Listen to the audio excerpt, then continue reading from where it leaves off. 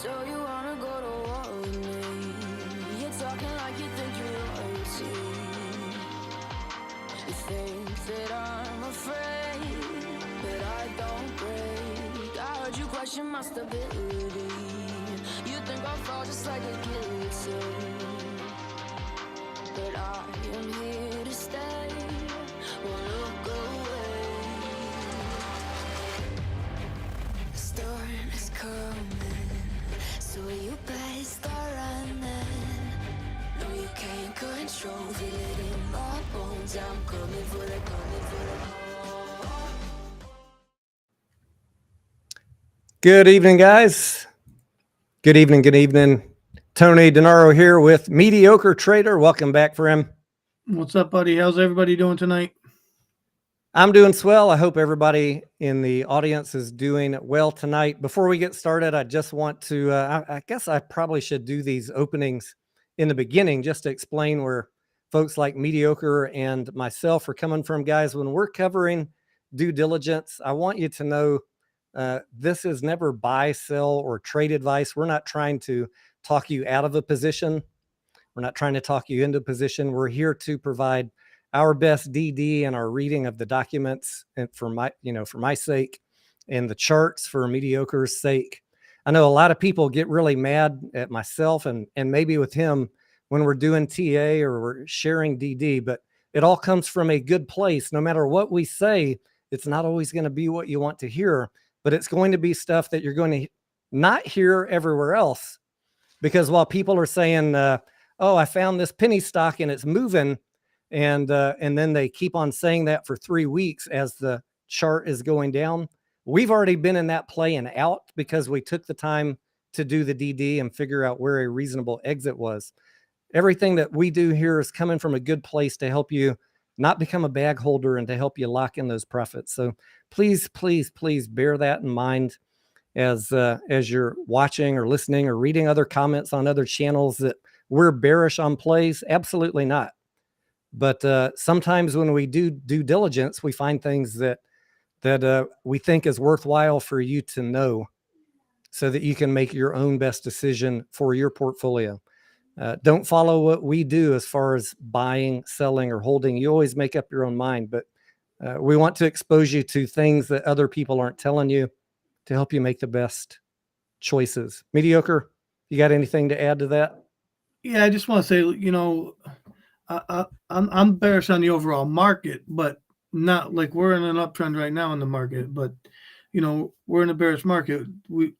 Until we turn that around. But I'm not saying that this stock is bearish or that stock is bearish. When a stock has a run, it has a run. You got to go with I'm not telling you what to do, but the trend is your friend, and making educated decisions on your trades is probably the best thing you could do. You got to do a little digging. I wouldn't just go in blind, because that's how you blow up an account. That's exactly right. I mean, you can try and just follow the chart and hope you always can time the top perfectly, but I just keep on seeing people become bag holders and then hope. Meanwhile, these very volatile penny stocks, for example, can drop 20 to 50% in a day sometimes. And meanwhile, no one's telling you why. What was the catalyst that caused that to happen? Was it because they had just filed maybe, for example, a dilution notice 2 days later, and the pumper channels aren't looking for things like dilution or reading filings or reading documents. They're just watching the chart, sometimes without even any moving averages or things on them. They're just, sometimes they don't even show you a screen. My friend up in New York, they just make up information heard on the street. You know what I'm saying? Meanwhile, we're spending the full day looking up everything we can about these plays so that we can decide to get in them or stay in them, or what is our exit. And I think the more educated we can help you become, the better choices you can make, and lock in those profits more times in your bag holding stuff. Yeah. You don't want to get stuck. I don't want to get stuck. I know that. I didn't make a single trade today because I didn't like the way it looked. It was a crappy day. I was watching a lot of stuff meltdown in general. There were a couple good plays. What was, I already forgot. I forgot the name. Sorry, I just got back from a movie. BuzzFeed was a great one today. I didn't even see that one. Yeah, that one started out at 96 cents this morning, ran up to $2.87 by towards the end of the day. It fell off a little bit, but we were watching that one all day today. And that really was the winning play of the day. There were a couple of others that were moving down, but mostly everything was having a rough day. All right. I looked at a couple, but I missed the run, so I didn't even. I can't even think of the name of them. A something. I'll have to go back to my Discord, see if I can't find it. There was a cannabis edible stock that had a good run early in the morning as well. But let's talk about Bed Bath & Beyond, because we'll get that out of the way first, and then we'll take all of your questions about whatever tickers you want. Because that's what we have as the subject for tonight. Let me put this chart up here. Let's get BuzzFeed off of there and put Bed Bath & Beyond. If you guys are following me on Twitter, if you're in the Discord, or if you are following my community tab, you know that I did a call out a couple days ago, or was it yesterday? I already forgot. It might have been yesterday, Wednesday, that the CEO, that the executives had filed, the company had filed forms on behalf of the executives and cashed out their restricted stock units. And there were two theories on that, right? One was going to be correct and one was going to be wrong. So I took the chance and published my theory that I did not see that as a bullish signal. As soon as I saw that filing, I bought puts on Bed Bath & Beyond and told the Discord that I was doing that. And later in the day, I put that out on Twitter and in the community tab also. That was a good move. The alternate theory was that they were being cashed out because the company was being acquired or merged. And hey, maybe they still will be, guys. And none of us have a crystal ball. But this was all based on a date of January 20th. And if there's a merger or acquisition, you have 4 business days after a trigger event, like a merger form being signed or an acquisition being signed. You got 4 business days to file a 8K. And did we have any 8Ks drop while I was at the movies that Bed Bath & Beyond is being bought out or acquired? I don't think that we did. So while that was a remote possibility, what the company has been telling us, if you listen to what they're saying, I'm going to keep on repeating that because that is what I try and do, is tell you guys, even though you're getting a lot of clickbait and you're getting a lot of theories and speculation, I try and share with you exactly what the company's saying. They are saying that they're running out of cash and that Chapter 11 is most likely about to happen. I don't ignore that ever when I hear a company say that. That should put red alarms in your background, and you need to start tuning out the clickbait. Now, every now and then, could a clickbaiter be correct and the company pulls out before they smash the plane into the ground? Yeah, anything's possible, but you should always listen to what the executives are telling you. And it wasn't just like media hit pieces. This was the company saying Chapter 11 is a very possible reality. So when I heard them say that over the past week, and then I saw that the executives have been cashed out, I'm thinking, I don't know if it'll be this week, the Chapter 11 filing, but I'm going to take a shot with a little bit of money on some puts. And then if I'm wrong this week, I'll buy some for next Friday by the end of market close tomorrow. But as it were, we got a filing today, not for Chapter 11, but for the 10Q, which they were delinquent on. And that's another recurring theme that I'm seeing in some of the tickers that people are playing. right now. If they're not doing their DD, just for example, this other one, did you hear of this one? Nvos, mediocre. No. They have not filed a 10Q or a 10K. I'm not sure which one. So when I hear companies that aren't doing required exchange filings, I mean, this is not something you take lightly. You don't just brush that off and say, it'll be fine. Helbiz is another one that is delinquent on filings. And those are little signals to me that even if it's running up, I need to be concerned that there's something that the company is hiding. So that's why that kind of makes that I might be in a trade on a play like that for a day, but it's definitely not something that I feel comfortable holding, because you never know what news is going to drop after hours. So we got the 10Q from Bed Bath & Beyond. Go ahead. I was going to say AVYA was one of I'm echoing. We got the 10Q. Let me switch screens here. And I haven't had time to go through all the financials, but when I saw this afternoon, I keyed on something really quickly.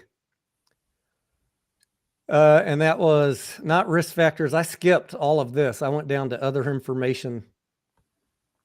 I don't know why. Just God spoke to me.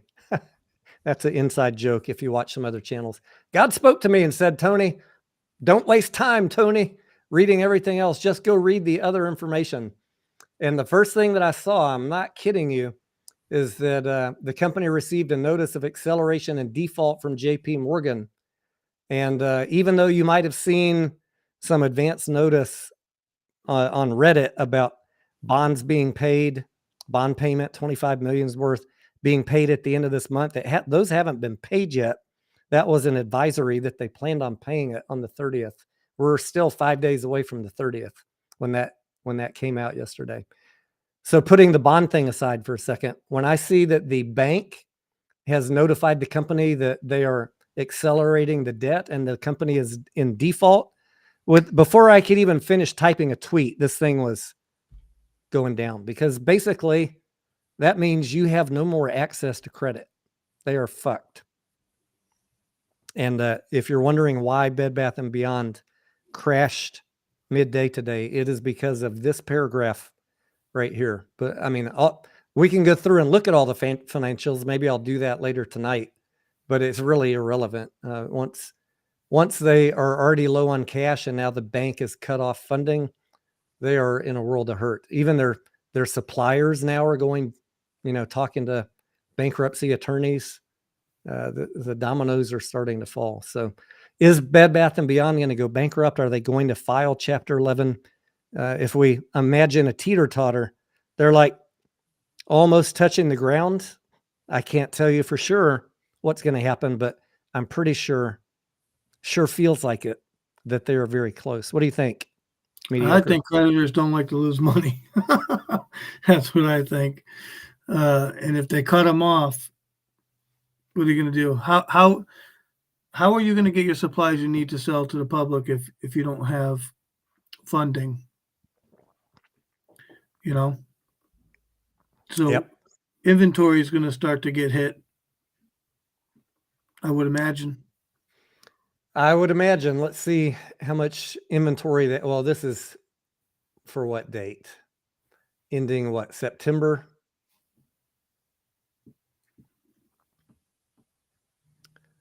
Ending the end of November. So whatever this says as far as inventory, it's already a month old, 2 months old. Yeah.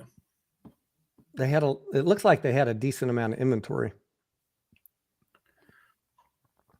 Yeah, I'm not going to make jokes because I know there's a lot of people in that play, and I like to be funny, but I don't mean nothing by it.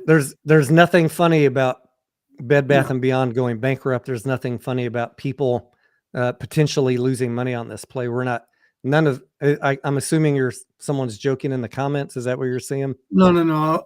I like to be funny a lot of times, but it's not funny because we got The people are Yeah, stuck. this is a serious topic, and I want to run through it quickly just to let you know where we're at. If you're going to ask me, do I think they're going to be bought out, merger, acquisition? Ryan Cohen's going to take over the company. Look, all scenarios are possible, but the most likely scenario is Chapter 11 coming very, very soon. A filing, maybe tomorrow, maybe next week. Yeah. And that is very sad. What happens if you're holding the stock? There is a potential. It's probably, the ticker will probably get a Q added to it, and it'll get bumped down. It'll get delisted and bumped down to the OTC, to the pink sheets. And then you wait for the Chapter 11 process to work its way out. And there is a possibility, depending on the debt that the company has versus assets, that common stockholders get nothing. It's just vaporized. The other possibility is if there's a reorganization, they might come up with a new ticker and possibly give you some shares of the new stock months later. So hard to say. Every bankruptcy is different, but that's up to you guys. I'm not going to tell you what to do to hold or sell. Or I know there'll be people saying buy tomorrow. Hey, that's up to you. I'm just trying to tell you my read on it is right now the teeter-totter of Chapter 11 is about to slam into the ground, in my opinion. And just read the K filing for yourself.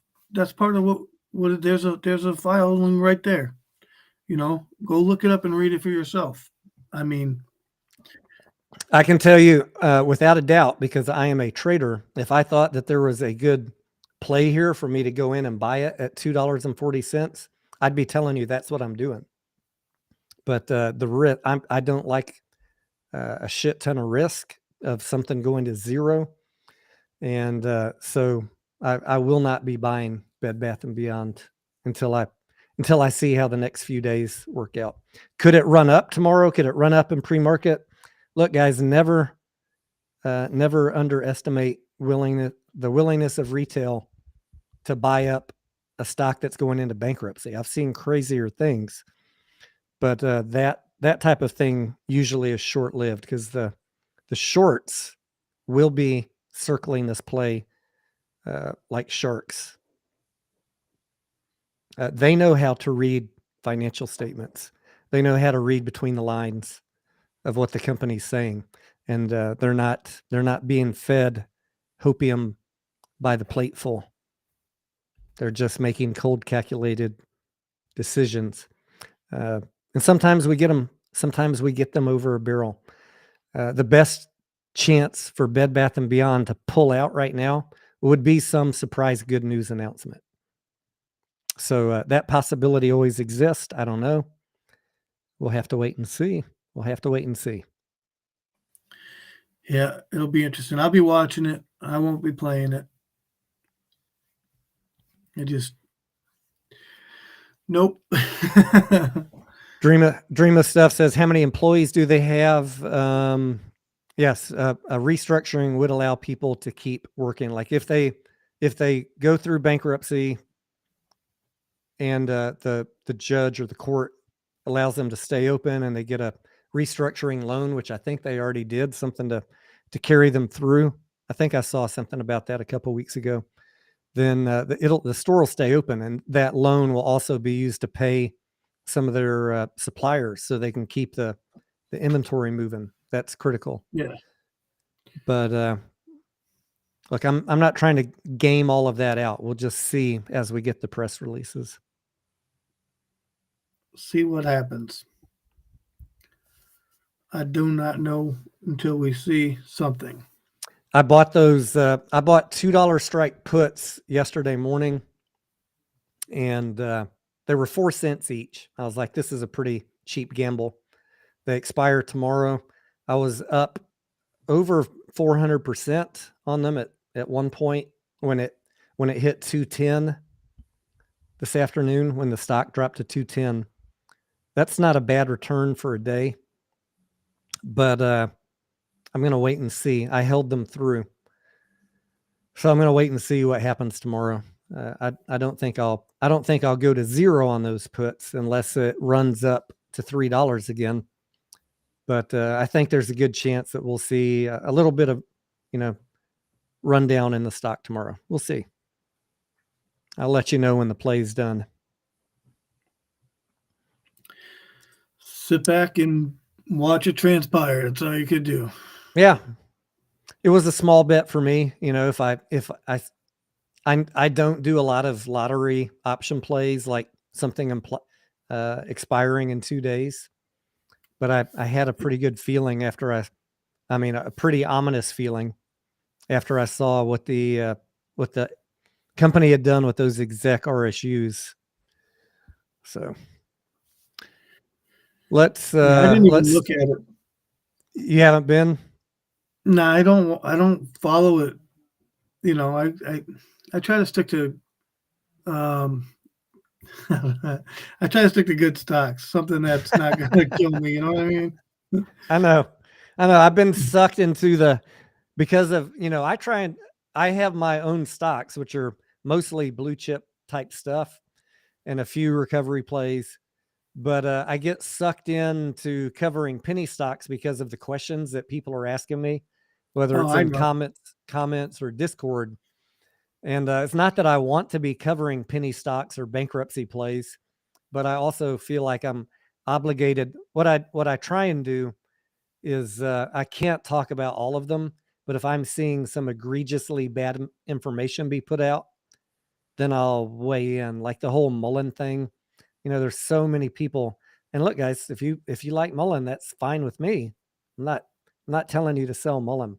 I'm just saying when I look at the financials, it's devastatingly bad. And there was no doubt in my mind that they were going to approve 5 billion share dilution because they have to tool up a factory and get into production in 2024. That's not me shitting on Mullen. That's just sharing facts, right? The company is bleeding money and they need to raise some more. So that's not bearish. That's not bearish. That's just facts. I made a little bit of Mullen in that, and then I was like, I'm done. I'm still waiting to buy Mullen. I have not bought it yet. I said if it drops to 15 cents, I would commit to buying a little bit. So, and I will, unless there's some news that drops it. And I'm not expecting any, but if there were some news that dropped it from 30 to 10 in a heartbeat, well, I would wait until it bottomed out. But I'll buy a little bit of Mullen for a speculative 2024 play, but not a lot because I don't buy into the 20 billion synthetics on Mullen. It's just being shorted because they haven't produced any vehicles and they won't be until and delivering till end of 2024. Even their own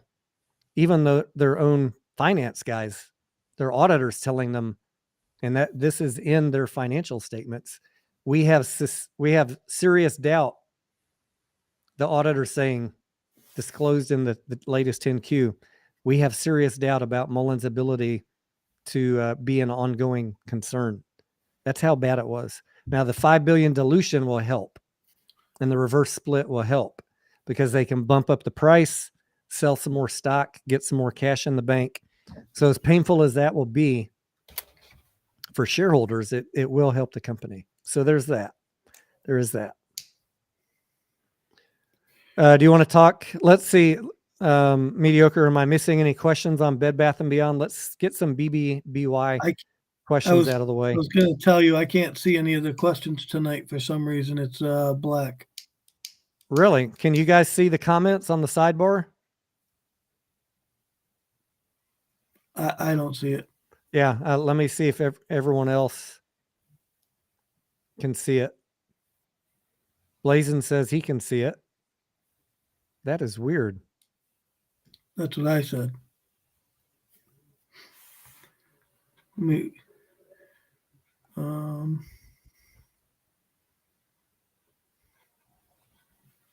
J-Dog says if BBBY gets to 8 cents, going to load up. I mean, that's a reasonable risk, right? If it drops below 10 cents.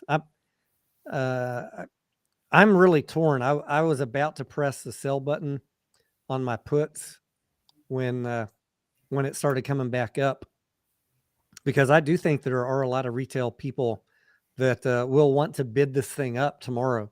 I do. I honestly do. I think there's a lot of people that will want to bid it up. The problem is, if they drop a chapter 11 and you're buying into this momentary weakness right now, you're going to get absolutely decimated, I think. So wait. I don't know. I wouldn't buy into it. I wouldn't buy into it on a regular day. That's me. I mean, people like that stock. You know, that's one of the. It's always been one of the meme stocks. Yeah. You know, why don't you just tell us? I mean, this is a safe place. What is it that you don't like about BBBY? Okay. Is there a risk thing, or was it the financials? What was it? It's a couple things. It's the same thing with other stocks, and I don't want to be the bad guy, but as you could see, what's going on with mom and pop stores and all these, you know, brick and mortar buildings, right? They're just getting decimated. People are buying online, and they made it so easy to buy online that it's crushing business. That's ultimately what's going on here. Let's be real.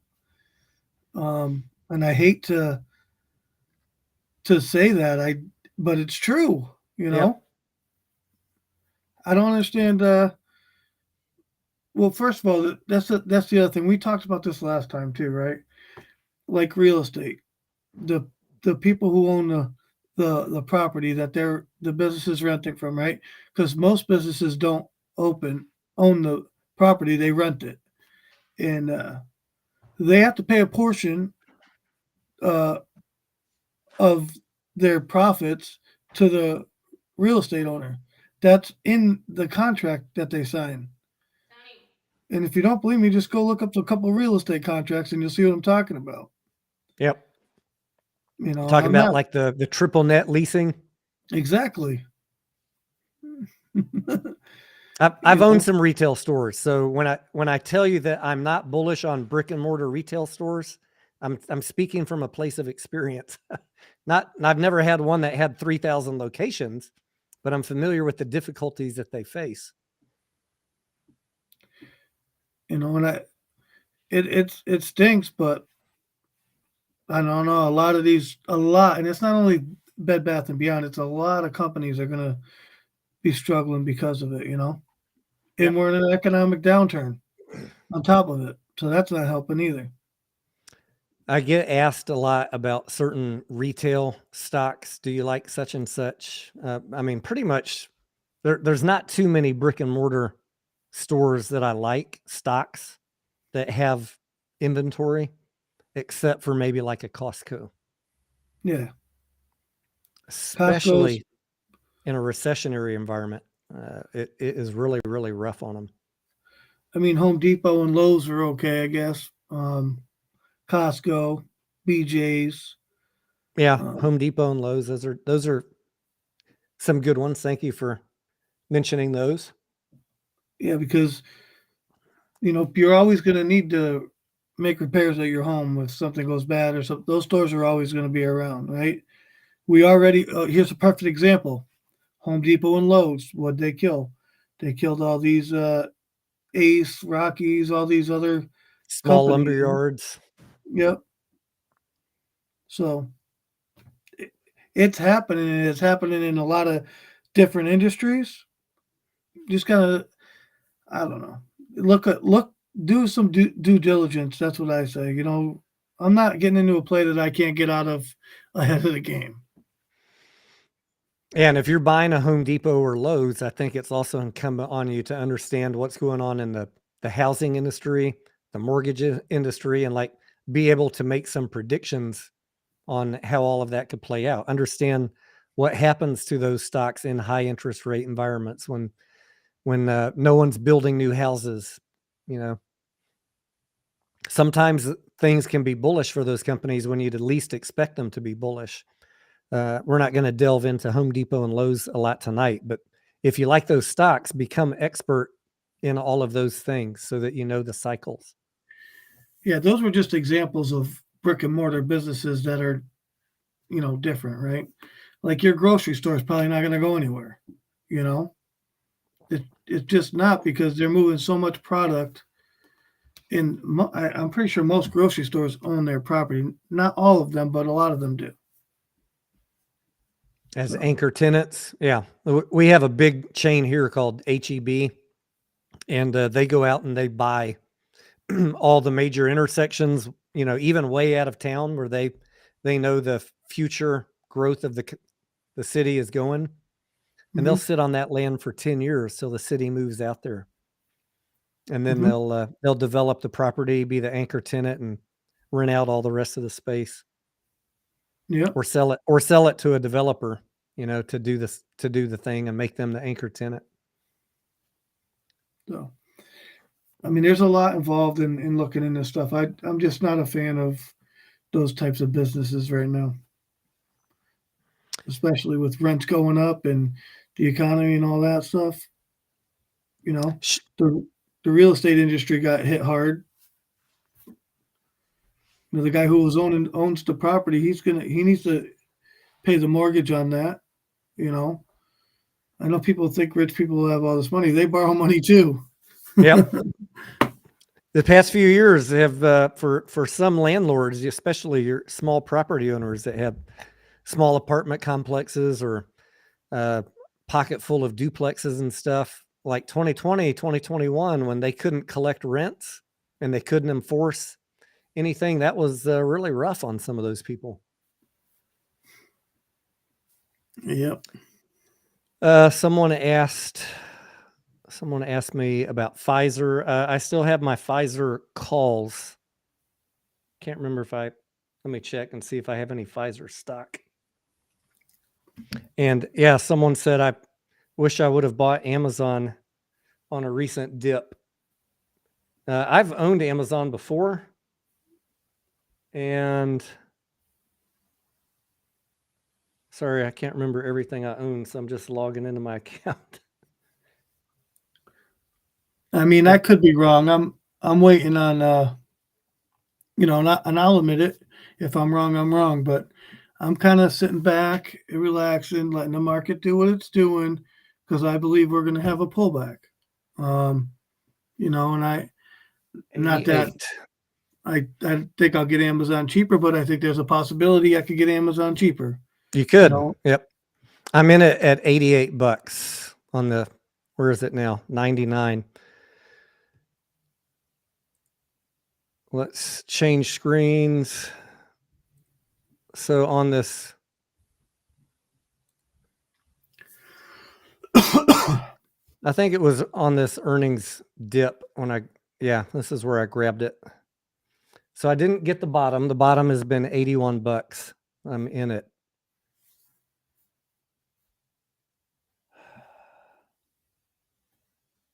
$88. The other one that's actually been pretty good for me is Meta, believe it or not. Yeah. I got in Meta recently. A lot of these blue chips, guys, I've been saying for a year, if you guys have been tuning in, wait for the sick dips on these. And because even if you don't like Meta, it was recently at $384. When they missed earnings right here, I snagged some at $99.02, and I'm already up almost 50%. And that was just 2 months ago. So not every play has to be a get rich tomorrow penny stock. You can pick good companies and wait for them to stumble and pick up a nice solid play that you can feel a lot more comfortable going to sleep at night at. And the other one that's been good for me that I waited a year to pick up. Tesla is at $160. And the cheapest I got it at on the recent dips was 106. So again, not quite the bottom. Oops, I just moved my. It got down as low as 101, but I had just bought at 106, and I usually like it to fall 15 to 20%, but I was willing to buy it anywhere between these two bands. And obviously it didn't get down as cheap as I thought. Maybe it will again in the future if we have a market crash.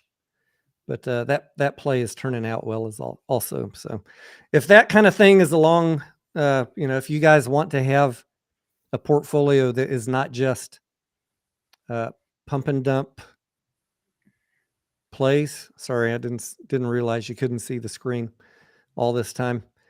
I recommend that you have a balance, or what I call a risk balance portfolio. So there's nothing wrong with playing the gambling stocks. I do it every day that I see something that looks interesting, but it's good to have a bench of good, solid companies with a long history of driving up and to the right on their charts. And right now they're all getting slammed. And I am convinced that your 5-year future self is going to thank you for buying these good, solid companies in this recessionary market. Exactly. And that's why, and the other thing I've been doing too is I've been tracking Congress and the Senate, and I've gotten a couple good plays out of day trading, swing trading. I was swing trading some IAU, which is gold, and gold's. Yep. I wish I never got out of it. I made money on it, but it's up. It surprised me that it kept running up, but I guess in light of the economy, it shouldn't be that surprising. Exactly. But that's how I know. I'm like, man, I just got to sit back and wait. I'm not going to talk. I'm not going to talk. What did Warren Buffett say? Patience. Patience. Yes. That's a staple word used on my channel. Patience. I don't remember if I learned that from Warren Buffett back in college, or if that's just something I thought of myself. But Warren Buffett and I, he was a freshman when I was a senior.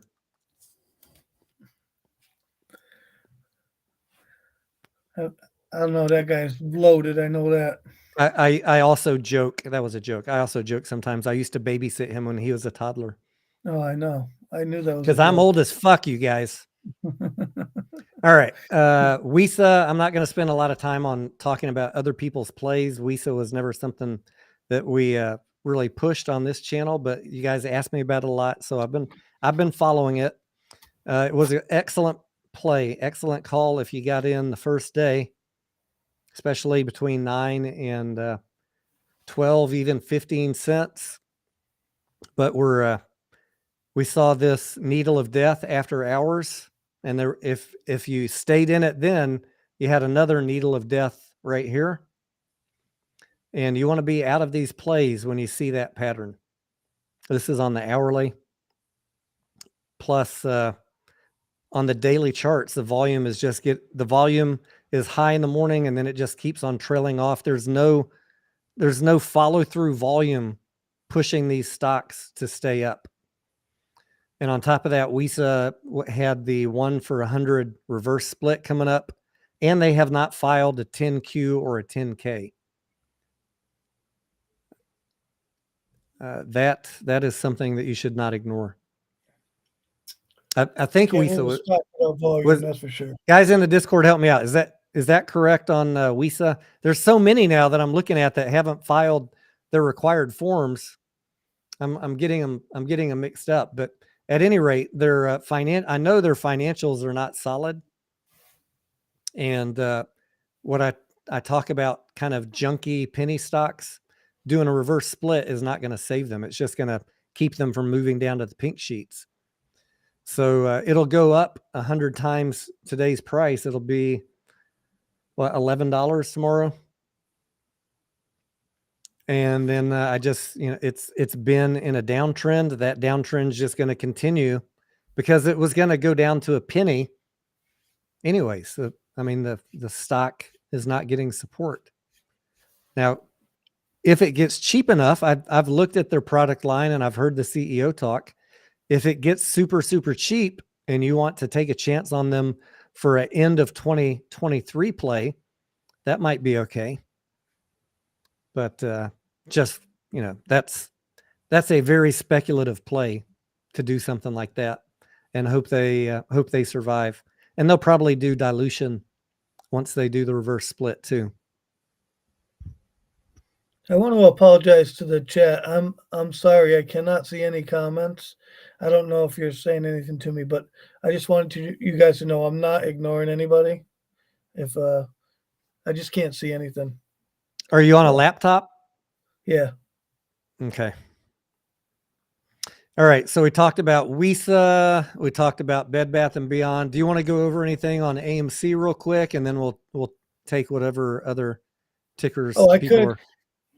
There's a couple things I wanted to talk about because I noticed. Let me get out of my screen. Adam Aaron had a tweet. We had a covenant waiver extension. A couple things to talk about on AMC. Let me pull this window up here. Hold on. By the way, while he's pulling that up, we just got back from seeing the movie Plane, Plane, Plane. Very good action movie. It's probably not gonna win any Academy Awards, but it was a solid performance by all the actors. Scarlett and I both enjoyed the movie. And if you like action movies and you're looking for something to go see, you've seen everything else, go see Plane. I think you will enjoy it if you like that genre of movies. All right. So we looking at my chart? I will in just a second. Let me switch. Oh, no problem. I can't see it All on right. the screen. Go ahead. You're up.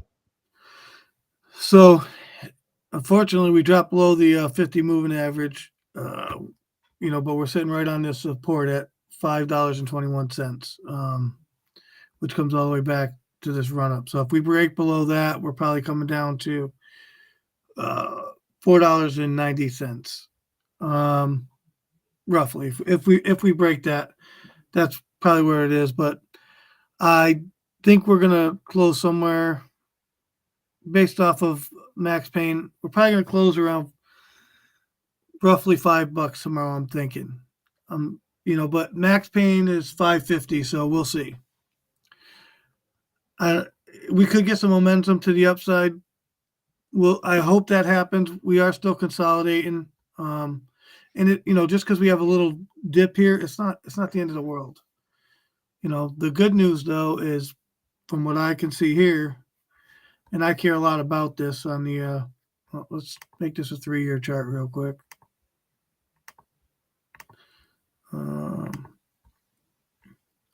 So the other thing I want to talk about is the 200 EMA. So we're going to highlight this whole area. So it calculates 200 candles. It comes all the way back to the $35 run up right here. Yep. And so the last candle is right around here somewhere at $18. So every day that passes, it drops off one of these candles and adds a new one on this end. Just so you guys understand kind of how the 200 works, that's kind of how it works. So the more higher number candles we drop off, the faster this number drops over here to $10.78. The closer this gets to the stock price, the easier it's going to be to go bullish, because they do not want the stock price near this. Because when it gets near it, we have a run.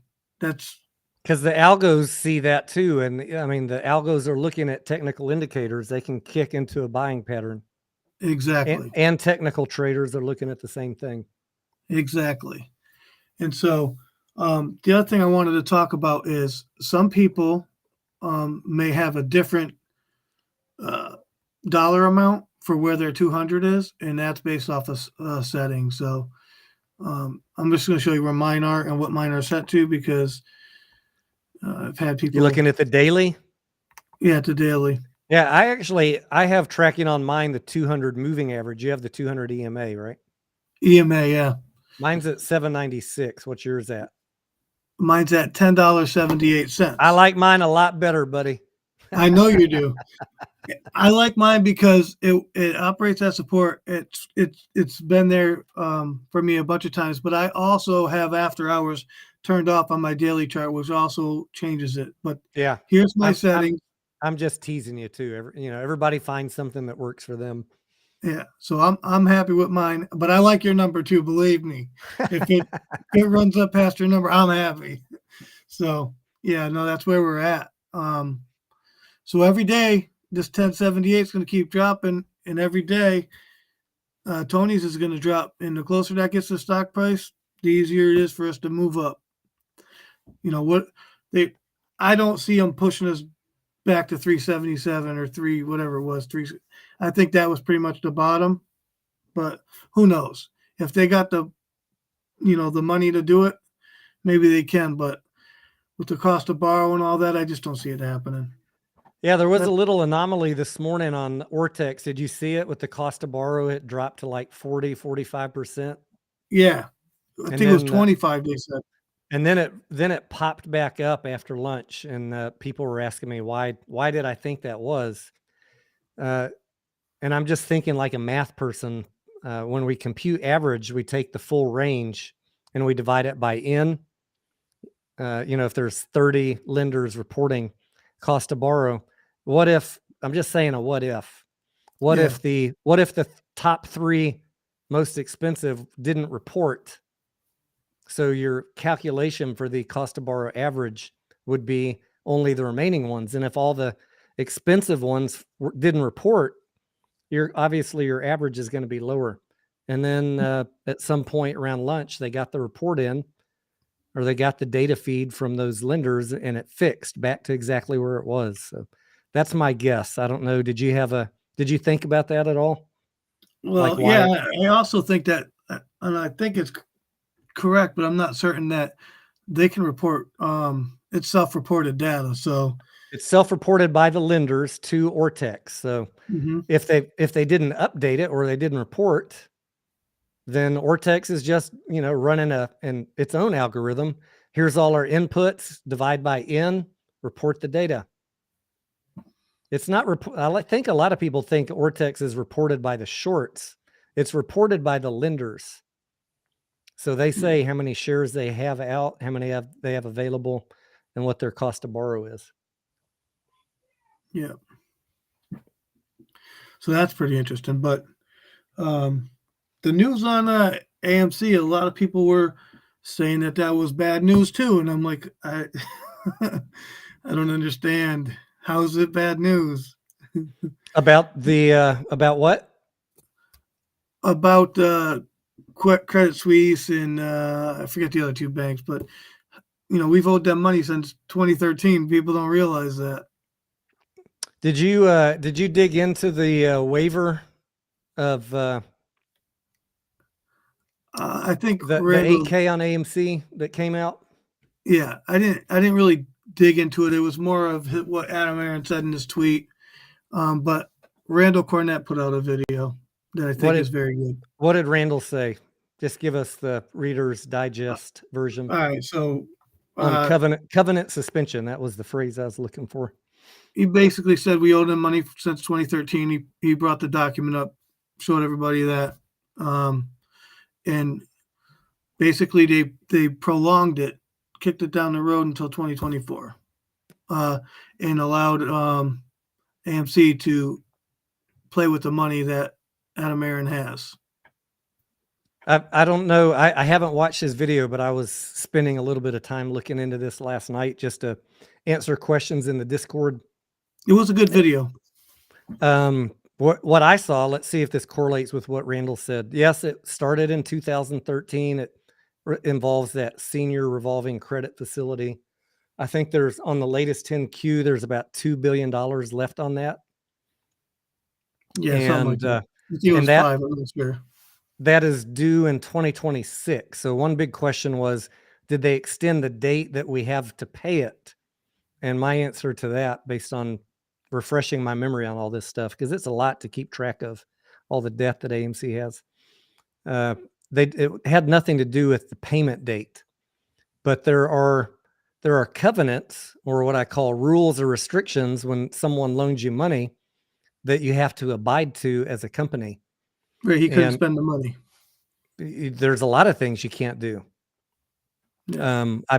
I think I posted a screenshot in the Discord of all the covenants, or maybe I just DM somebody, because I get all kinds of messages. But the covenant waiver means that in order, they're basically saying, all those restrictions that we gave you in order to have access to this credit facility, we're going to waive those restrictions for one more year. So now till March 2024. Why do they do that? Because they know that AMC is still in a bit of a rough spot, and they need some flexibility financially to do certain things to continue improving and growing the company and getting back to profitability. So Yeah. I agree with Adam Aaron. I saw some people on Twitter saying that was bad news. I don't understand how you could come to that conclusion. You can DM me if you think that I'm all washed up. DM me on Twitter. We can talk about it. I'd love to hear a good bear thesis why that is bad. But for a lender to say you can still have the money, and we're going to take away all the restrictions that we put on you to allow you to have flexibility to operate, I think that is a good thing. And I agree with Adam Aaron's tweet. The lenders are showing faith in AMC's ability to get back to a healthy position. Are we there yet? No, we're not there yet. We're a long way away from healthy, but we're on the path back to healthy. Maybe he wanted to acquire something or something and needed the money. Yeah, there was at least 10 covenants. So it is a good thing to have a waiver on those restrictions. So I thought it was good news. I wasn't understanding why people were freaking out. All right, Danny, let me see if I can find your question. Sorry, I'm just glancing over to the chat. Danny R. All I see is Lizzie, nice. I'm trying to move where you are. Woo. Dana says, since Mediocre can't see my comments, could you tell my friend that I send my love? There you go, Mediocre. Thank you, Dana. How are you, honey? All right, I'm reading comments now. So if you got a question, drop it in.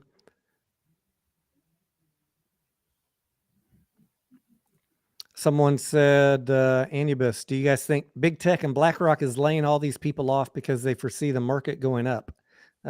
Big tech, I worked in big tech, guys, for 15 years. When the economy gets rough, I always, as a manager, had to have my bottom 10% list. So of my staff, which varied from 10 to 50 people, depending on which job I was in at any given year at that company, I always had to have my bottom 10% list, so that if we got in a recessionary environment, we would lay off the bottom 10%. And that is what these big tech companies are doing. They're reading the tea leaves. They're punching the eject button early, cutting dead weight and improving efficiency and lowering their costs so that they can report the next quarter good. What were you going to say? Every company is doing that. I don't even think it's just those companies in general. Right now, there's going to be a lot more layoffs. People don't. That's the number one thing that the Fed wants, I think. Absolutely. They've made no secret about it. They want more layoffs. I've said that, and it makes people mad that Jerome Powell is saying that. But wage inflation, which is his primary thing that he's looking at, is only going to be fixed by a bunch of people getting laid off. So I've been saying for 6 months, especially in the Discord, that until we see massive layoffs, the Fed is going to keep their foot on your neck, on the economy's neck with these interest rates. They want more layoffs. That's what I mean. Everybody's like, oh, we're getting a 0.25% increase on CPI. And I'm like, yeah, okay. And they're like, oh, it's bullish. And I'm like, you're adding 0.25%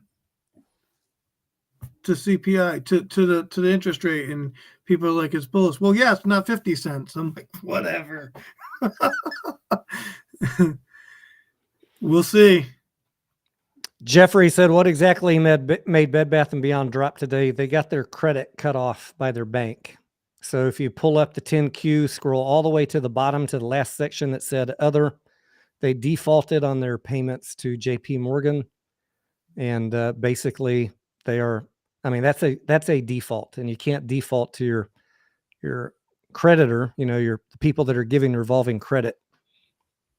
So that is one step, one more foot in the grave closer to bankruptcy.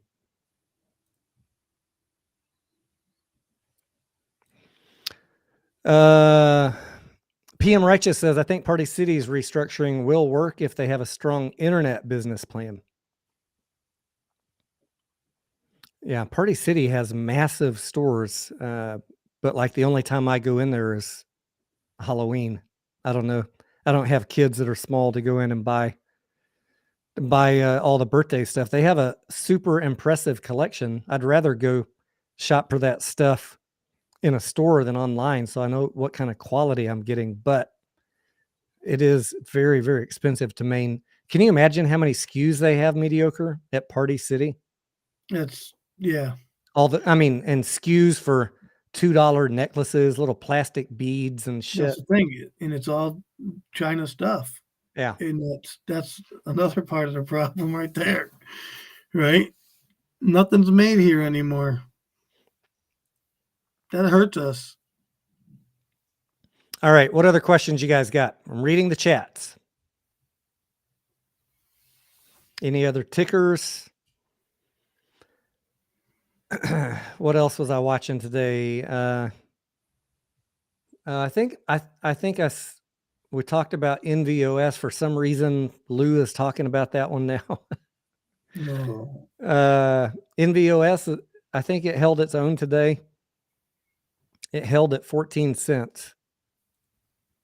Where do they find these plays? My God.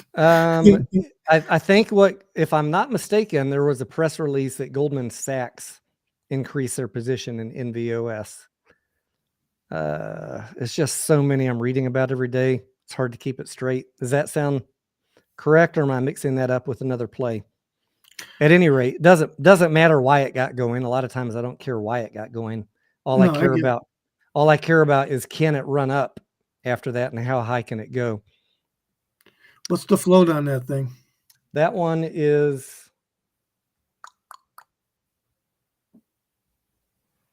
$41 million. That's not terrible, I guess. It's pretty low. I like the lower ones though. Let me see what I tweeted out about Nvos. Okay, here is the problem with here's the problem, mediocre. See, can you see here where it says that the let me make this bigger. Hang on so I can read the free float is 41 million shares on Nvos. Yeah. Right here. Yeah. Here is why I spend, when I'm not on camera live during the day, I'm looking at filings, I'm reading shit. And what did I find but this other filing?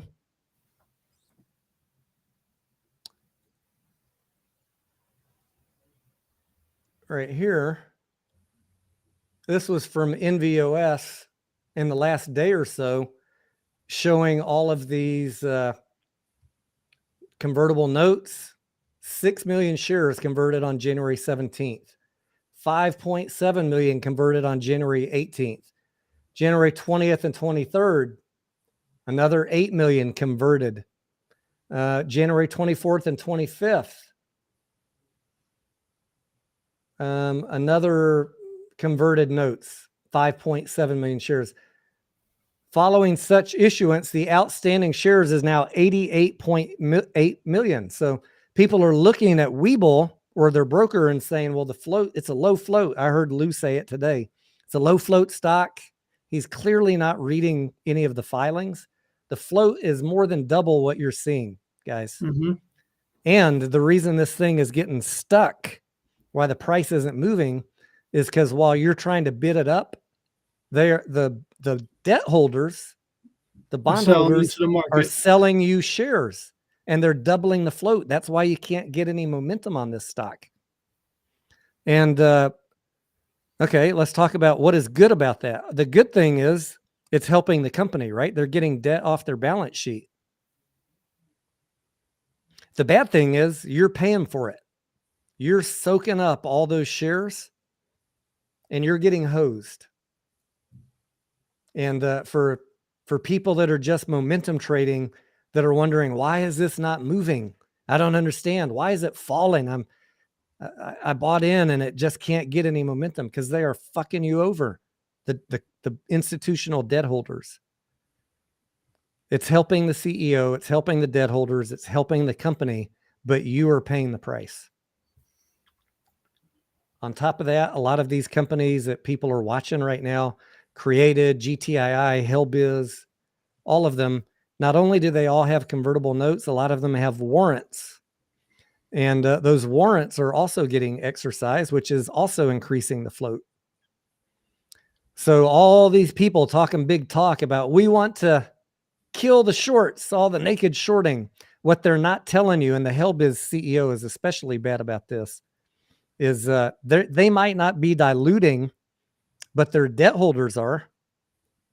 The CEO might not be diluting, but these agreements were signed 2, 3, 6, 12 months ago.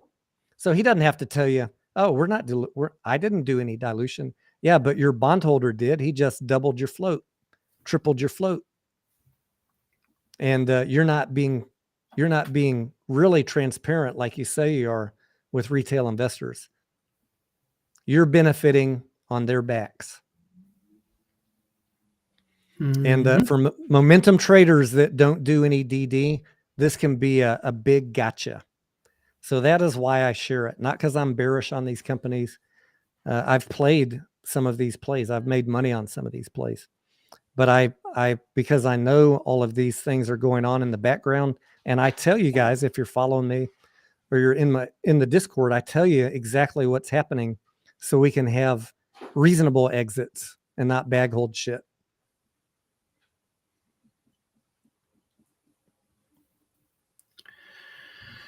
That's, you can't you move a stock if there's somebody selling into the market with shares that you weren't expecting to be there. And let's see, someone said, is Helbiz gone to the stock market grave? Helbiz has a couple of things they need to cure. They have a NASDAQ hearing coming up. Let me put up the Helbiz chart. Retail, Helbiz.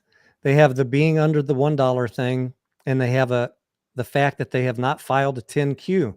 Another company that did not file a quarterly report, and they didn't hold their annual shareholders meeting. Did you know that, Mediocre? No. Does that sound like something that's important? Yes. I want to know you're a shareholder. You're guys, part owner of the company. If you can look me straight in the eye and say, I believe in this company, it's going to the moon, and you also understand that the company is being managed so sloppily that they can't even bother to pull together an annual shareholders meeting, I'm saying you're smoking crack. So in this hearing that's going to come up, NASDAQ is going to talk to Helbiz about, why did you have your annual shareholders meeting, and what are you going to do about being under $1?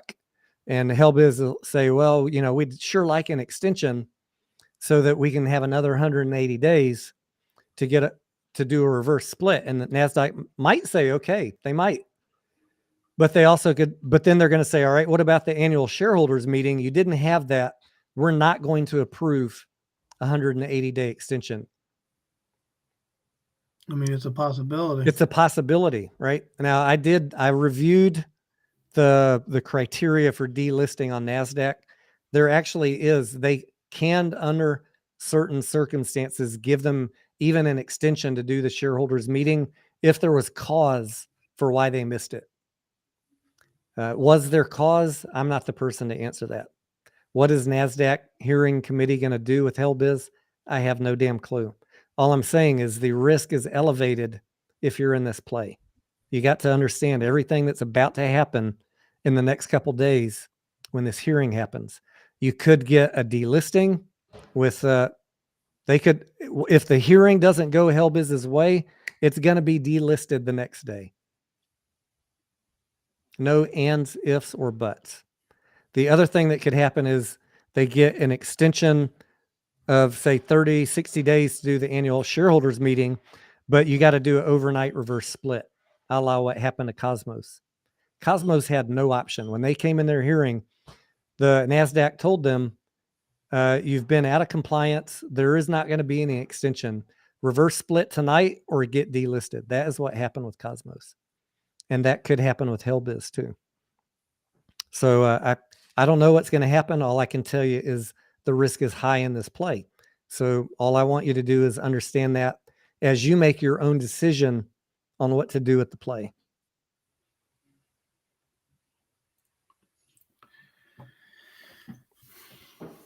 And they have been diluting through convertible debt. And they have a shelf offering too.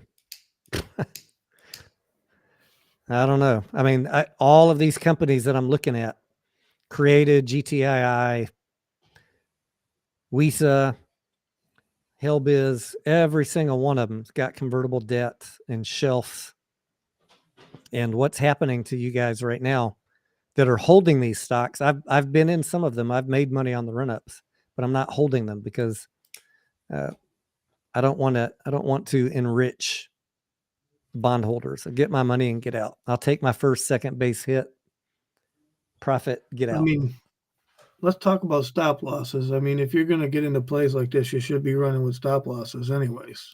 Either logged stop losses or mental stop losses if you're able to watch it. Mm-hmm. Like I have the benefit of working from home, so I can watch them. I don't always put in a firm stop loss, but I'm watching it. And I already know what my stop loss is when I get in the trade. So generally that's like 10 to 20%. I scale it depending on what the price of the stock is and what the size of my position is. If it's a small position, I might have if it's a small position and I don't care if I lose it all, I might have a wider stop loss. But if it's a large position, $20,000, $30,000, $40,000, I'm going to have a very tight stop loss because I don't want to end the day being down $5,000, $10,000. Exactly. I think stop losses are important, and and that's the thing. We have a lot of, I'm not saying everybody in here, but a lot of people see these plays and they're brand new to the market and they get in these plays because they're so cheap, and then they get stuck and they blow up their account. And I hate that for people, Yep. It's very irritating to me watching what I call either the new investor or clickbait channels where they foster that mentality on these what I call trash companies. Like, it's fine to get in a momentum play, but the hardest thing to learn is when to punch the exit button. And I know the common response is going to be, well, why are you still holding AMC? Right? That's a fair question, because AMC is a multi-billion-dollar company that is in a recovery mode. At the point where if I saw something like another COVID or 2 or 3 quarters of flat or declining revenues and box office, I would change my mind. But we're coming up out of the hole. So right now it's still in recovery. A lot of these companies never once made a profit. Yeah. And AMC is the largest theater company in the world, right? They're worldwide, not just and they're number 2 competitors in bankruptcy. So they could be completely off the table. Like that could dramatically change AMC's profits if Regal and Cinemark does not come back to life. I don't know what's going to happen, but imagine if half the screens around the world are just gone. And how did that happen? Retail investors supported the company. They help it. supported AMC, but not Regal. Exactly. So that's why people like me and Tony hold AMC. You know, we watch it every day, so we kind of know what's going on with it.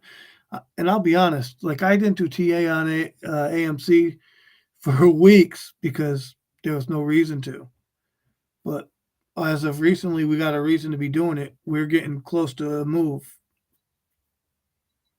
That's right. Trailing stop losses, owning the float. I like that. That's I what love I trailing use. stop losses too, especially if you're up on a play. Like if some of these runners, you get up 1, 2, 300%, some of them. And we've seen that in this past week. And we had a bunch in 2021. I will always put in on those a trailing stop loss. There's only one thing I dislike about trailing stop losses, and I'll tell you. What's that? It's not a limit order. It's a market order when you get triggered. So Yep. it may not be the exact price that your stop loss was sitting at. But if I'm up 300%, and I have a trailing stop loss for a 10% drop, I'm okay with that. I'm not looking for an exact fill. I'm just trying to maintain my profit, the majority of it. Yeah.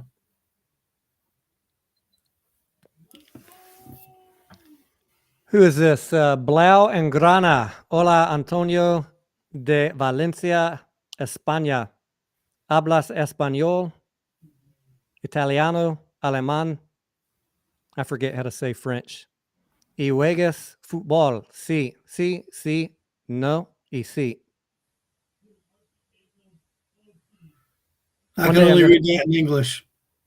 I forget how you say parlez-vous français? I forget how do you say, do you speak Spanish? Do you speak French in Spanish? Hablas français? Fuck, I can't remember the word. I don't know. It's Frencho, someone says. Davinder. It's hablas el Frencho?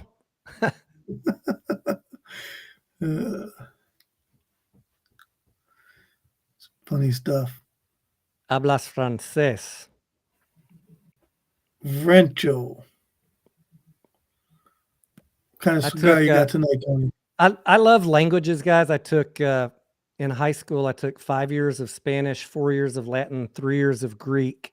And in college, I took 2 years of Russian and 2 years of Spanish extra. So I had 7 years of Spanish. And then I've taken conversational Italian.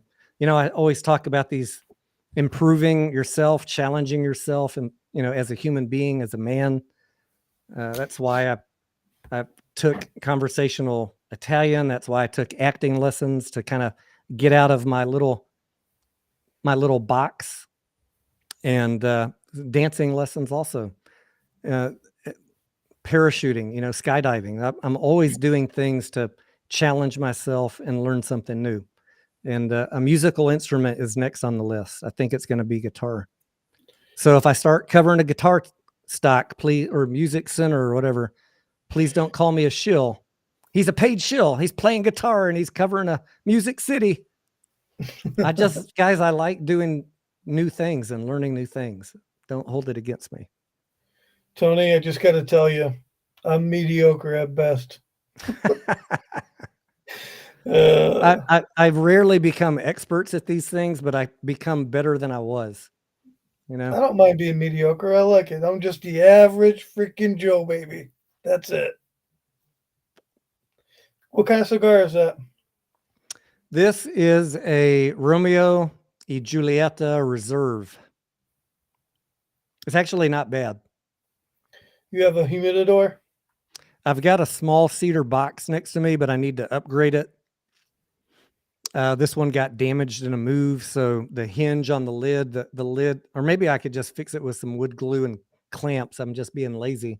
I've got wood glue and clamps in my garage, but I really want to upgrade it to one that has a, what do you call it? A hygrometer that measures the humidity.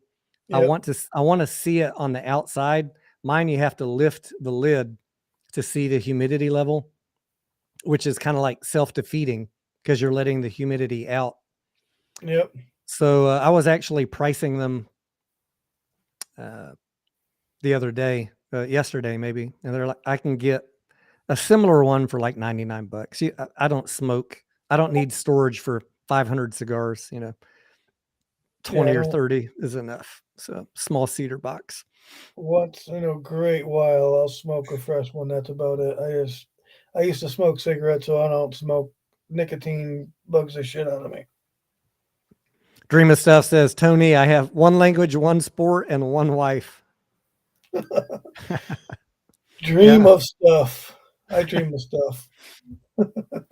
I in high school, look, my frame size was not built for football, so I played soccer most of my life, and then they asked me to run track, especially the long distance stuff in high school. So those are my sports. I've tried baseball and basketball, but I sucked at them. So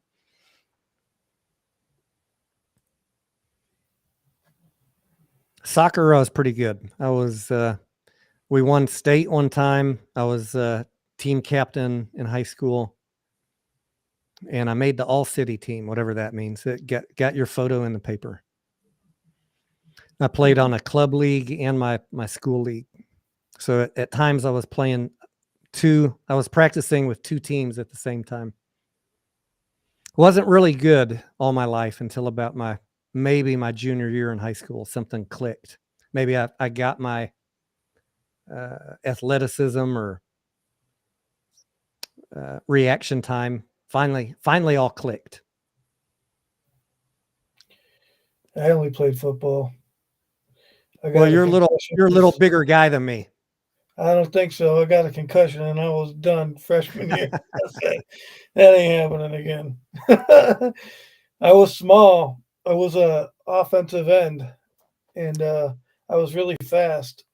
And they made a play for me. Well, an end reverse. They didn't do a lot of those plays, but I was so fast that they wanted to do an end reverse. And so, yeah, as soon as I got the ball behind the center from the quarterback, I was slammed. My buddies were always getting broken arms, broken collarbones, broken legs playing football. I was like, yeah, I think I could do it without that, but I still had a broken ankle and a broken finger from a soccer ball that someone kicked it, and for whatever reason it hit my hand, and it was this middle finger went boop right at the knuckle. So I just grabbed it and popped it back in and finished the game, but it was screwed up. I had to go to physical therapy for several months to be able to bend it. Yeah. Bill Clinton had his own personal humidor. Oh, yes, he did. You guys are rotten, man. I swear to God. Christopher says, if you're ever in Birmingham, come shred some chords with Teddy. Well, I'm going to be starting hopefully this year at rank beginner level. So you're going to have to give me some time. Maybe Teddy can start offering online guitar lessons. I want to try. Yeah, I feel like if I die and I haven't learned to play a single musical instrument, I would have regrets. Yeah, see, I never played nothing either. I should try though. I see people like well, my daughter, she could be a really good drummer if she wanted to be, but she won't. Both of my boys played musical instruments in high school, and I think that helped both of them. I was envious and glad that they had the opportunity to do that. There were my younger one was also a good athlete. He played soccer. Let's see. Why is Gamble Esports a hold? Someone is asking. I don't know. I haven't looked into this one. I've seen people talking about it. I've done zero due diligence on it. I see the chart here. This is looking like what we call the needle of death. Mm-hmm. So it would just be my guess, based on seeing this pattern a bunch of times, that this play is probably done. That is not a prediction. I've done zero DD on this company. I know I've not looked at any filings, but when it runs up from 6 cents to 23 cents, that's a pretty good play. And I know sometimes you get a drop all the way down, then you get a resurgence. But I would just imagine, especially seeing that the volume's dropping off also, that tomorrow's probably not going to be a good day for that stock. What do you think, Mediocre? I have a question for Paul. Yeah. And you, Tony. These companies that rate stocks, right? At what price was that stock rated to hold at? You need to ask yourself that question.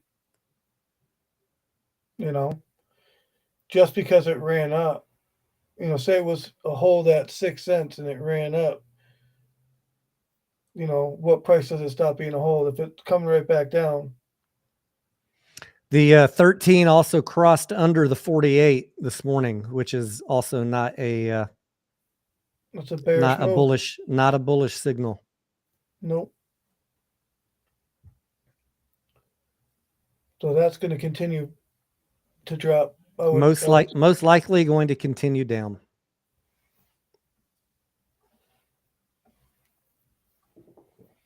Danny says he's a long distance runner also. Now I just coach. Huh? That's his nickname, D Runner. D Runner. Oh yeah, I forgot my youngest son, the one that's a sophomore in college now. They asked him to run track too. So I guess he did the same as I did. He played soccer and ran long distance. He can smoke me in running. Not only because I'm old, but he's fast as fuck. and I got a bad knee. My knee injury is still bothering me. So Tony did make a meme about him. Did they make him about my kid? You never heard that meme? The fast as fuck you don't meme? watch TikTok, do you, Tony? No, not a whole lot. He did have he had a nickname on his soccer team. They called him the Wall. He played like sweeper or stopper, which was also coincidentally the same position that I played. He's a lot like me, that youngin'. What do I think of Intel? You got any thoughts on Intel? I'll pull up the chart. I mean, it's a good stock. I wouldn't 30 bucks. I never for a pullback, but I mean, look how far it's down. It's below the 200.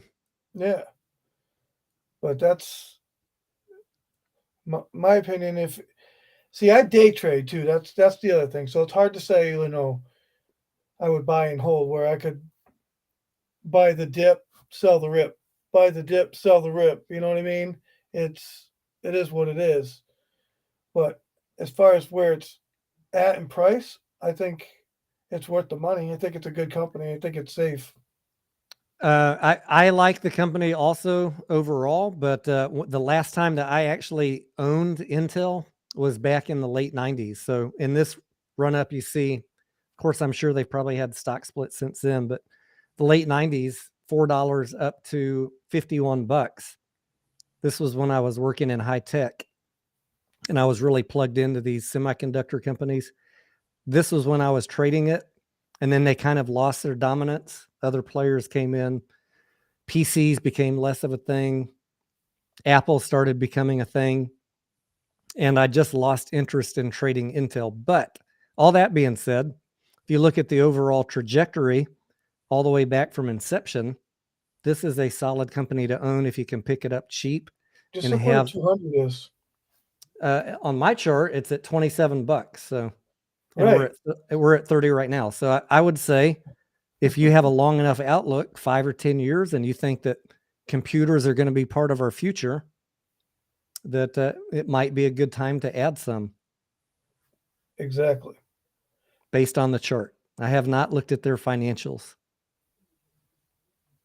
Nor have I. I'm just saying, it's a pretty solid company based off of what I know. The ones I like, guys, are the ones that start out in this bottom left corner and slope up to the right. And I like to buy them when they're getting beaten down like Intel is right now. I should probably add this to my list to go figure out why they're getting beaten down so much. Probably something to do with the problem with semiconductors and then the glut. And I think that's about to turn around. There was a shortage, then there was a glut. Yeah, I also like AMD. And AMD got some legs and started to move, not a week and a half ago. I made some money on that, but I got out too soon. Let's see what the AMD chart looks like. Yeah, man, they had a huge run up starting in 2018, 2019. And then they've lost almost all of that. But if we go back and the 200 is all the way down at $23. Mm-hmm.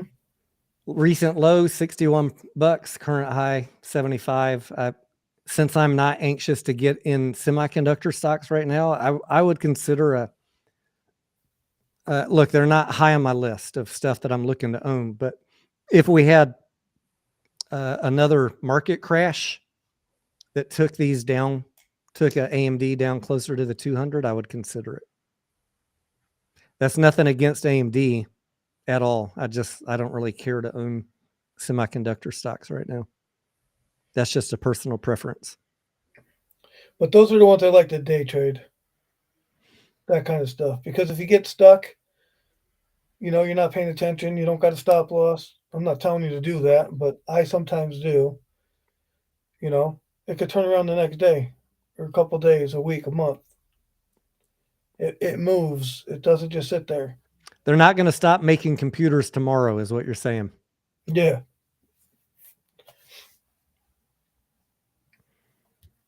And there's a big W right there, so. Yep.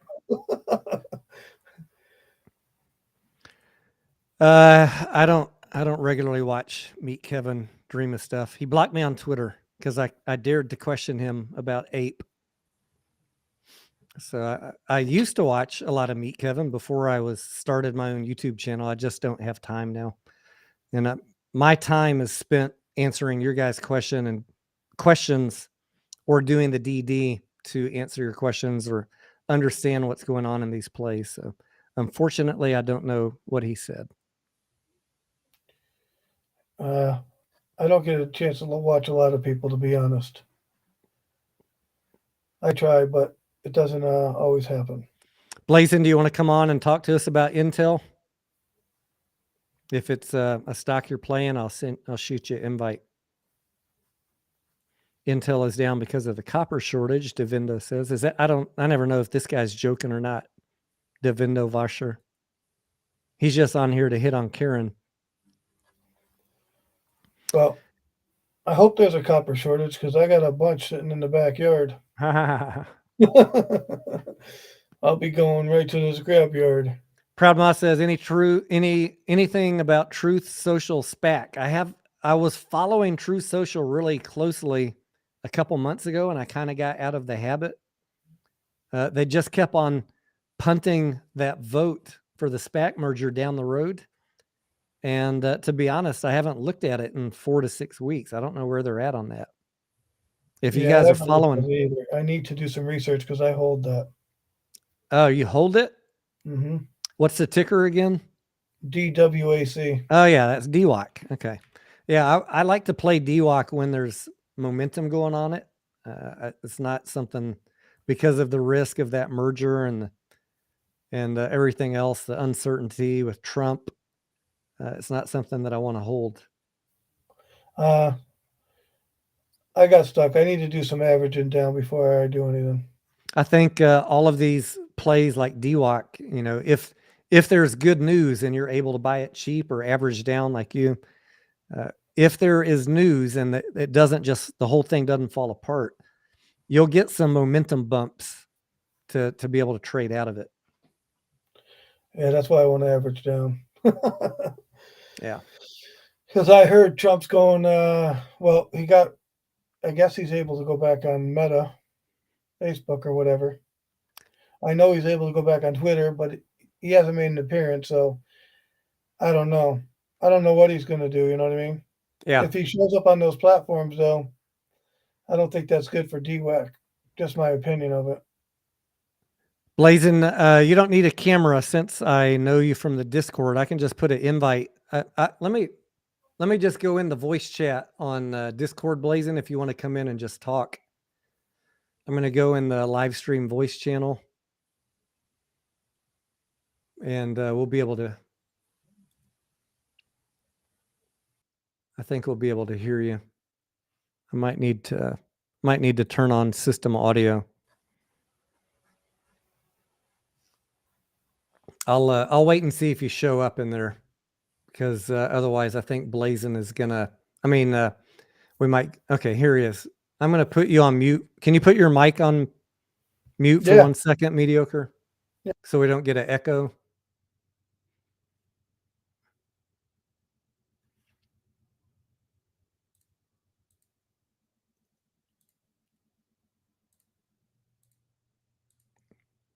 All right, Blazin, are you there?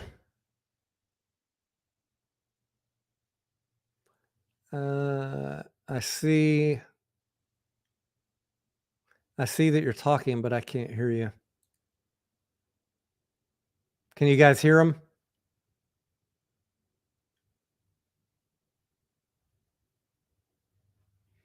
I'm going to check my sound settings real quick.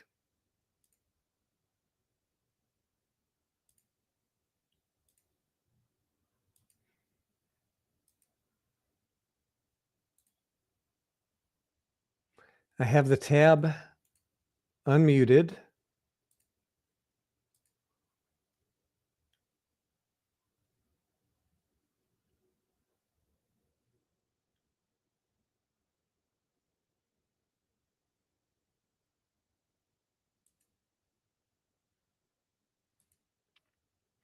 Negative, they can't hear you. All right, Blazin, I'll tell you what, I'm going to just put an invite to the live stream in. I'm going to shoot you a DM. Then we don't need to mess with Discord. And you don't need a camera.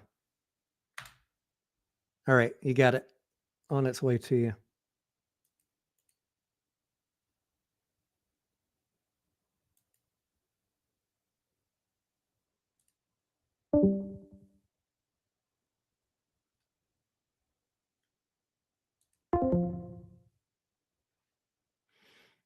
All right, Mediocre, you can unmute your mic. It was probably my fault, Blazin.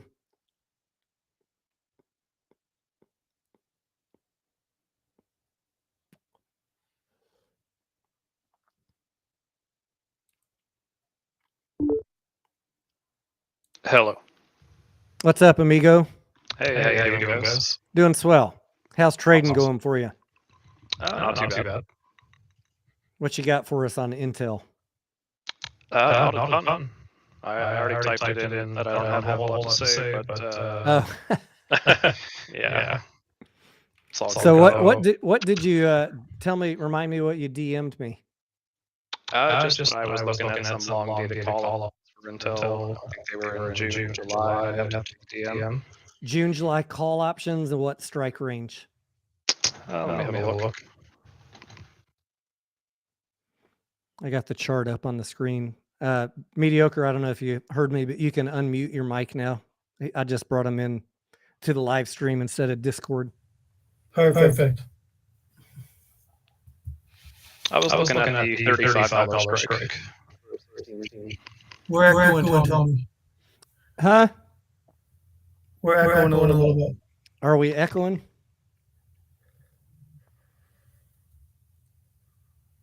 Mute. Okay, now we should be good. $35 strikes. I like those. It's close to the current price. And we were at $35. How long ago? It's been August since we've been at $35. How'd you pick that strike? Let me have a look at the chart. And while you're looking at that, what's your general thoughts on crypto? Because I know you do a lot of crypto day trading. Can I share my screen? Is that possible? Yep. How do I do that? The cog wheel down at the bottom, there's a little monitor icon with an arrow pointing up. Okay. or maybe not the cogwheel, but you should have an icon with the arrow pointing up.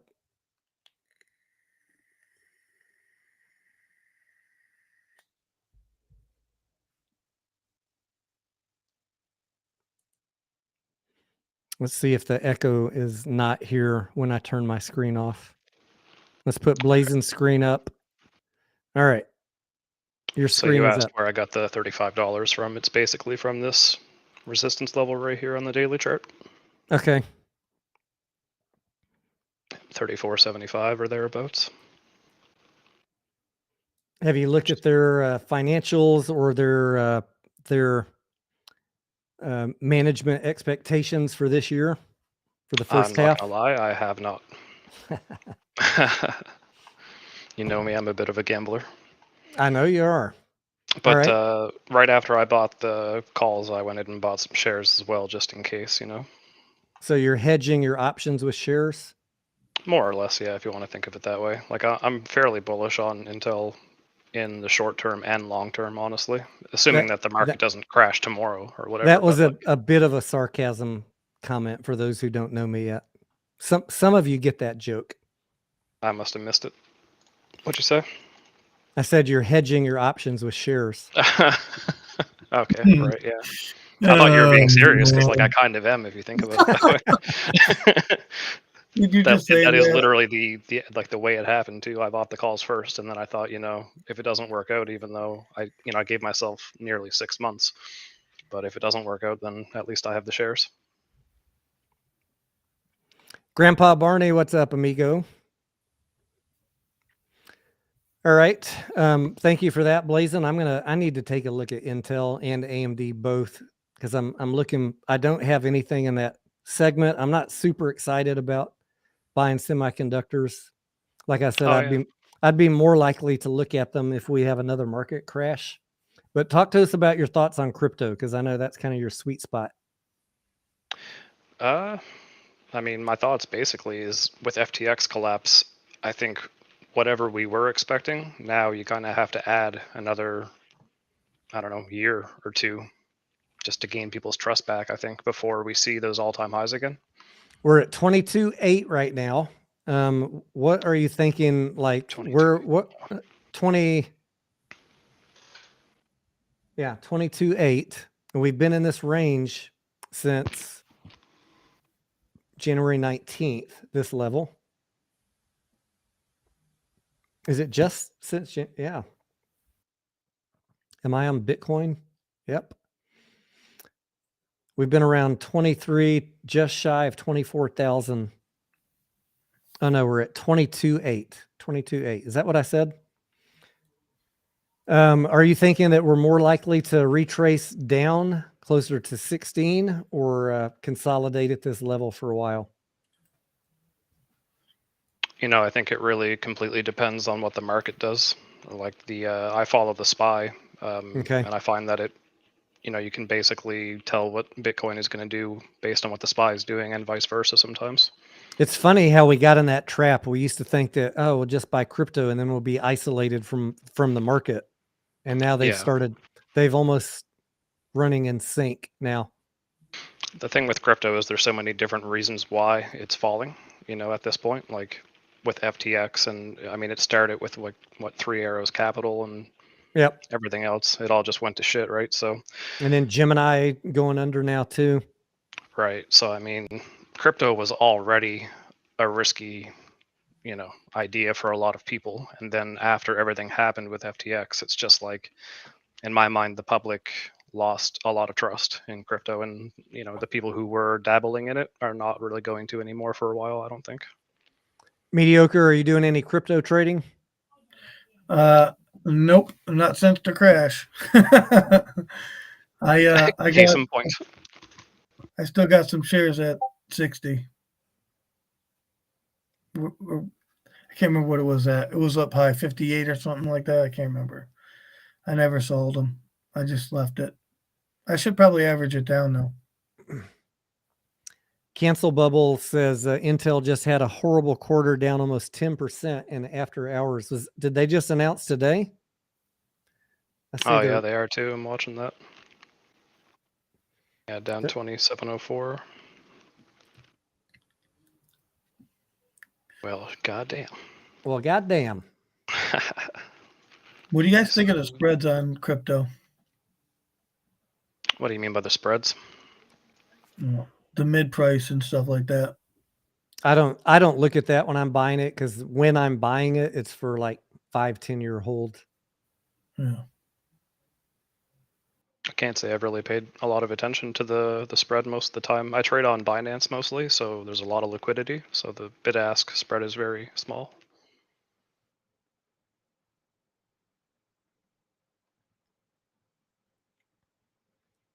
Devindo says the blinky light thing hasn't blinked in a while. Yeah, I don't control that. You guys control that, Devindo.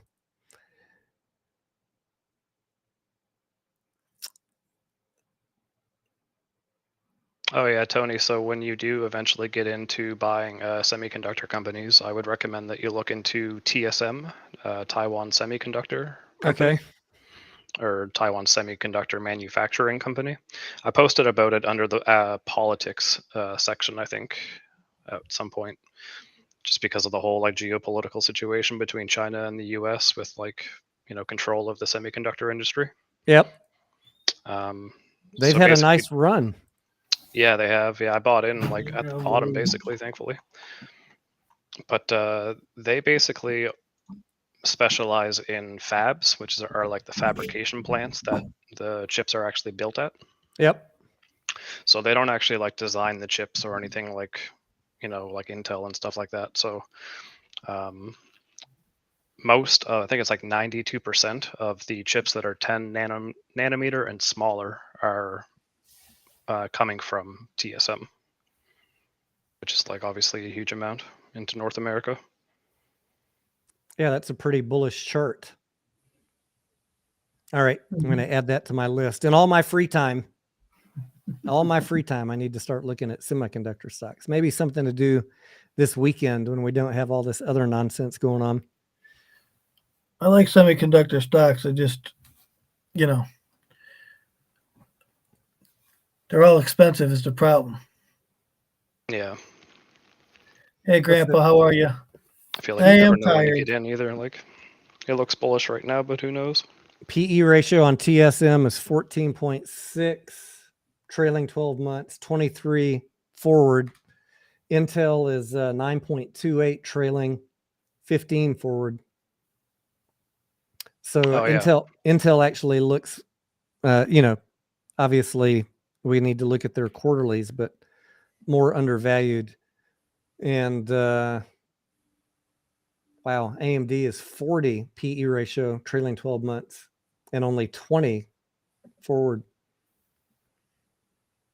Interesting. All right, there's a couple of good ones to consider. And I don't know if you've seen earlier when I typed it into the chat, but Intel is actually creating a fab in Ohio. Which is that like was the really one that was the big debate about the tax rebates or whatever. I'm not really sure, but it's a $100 billion project.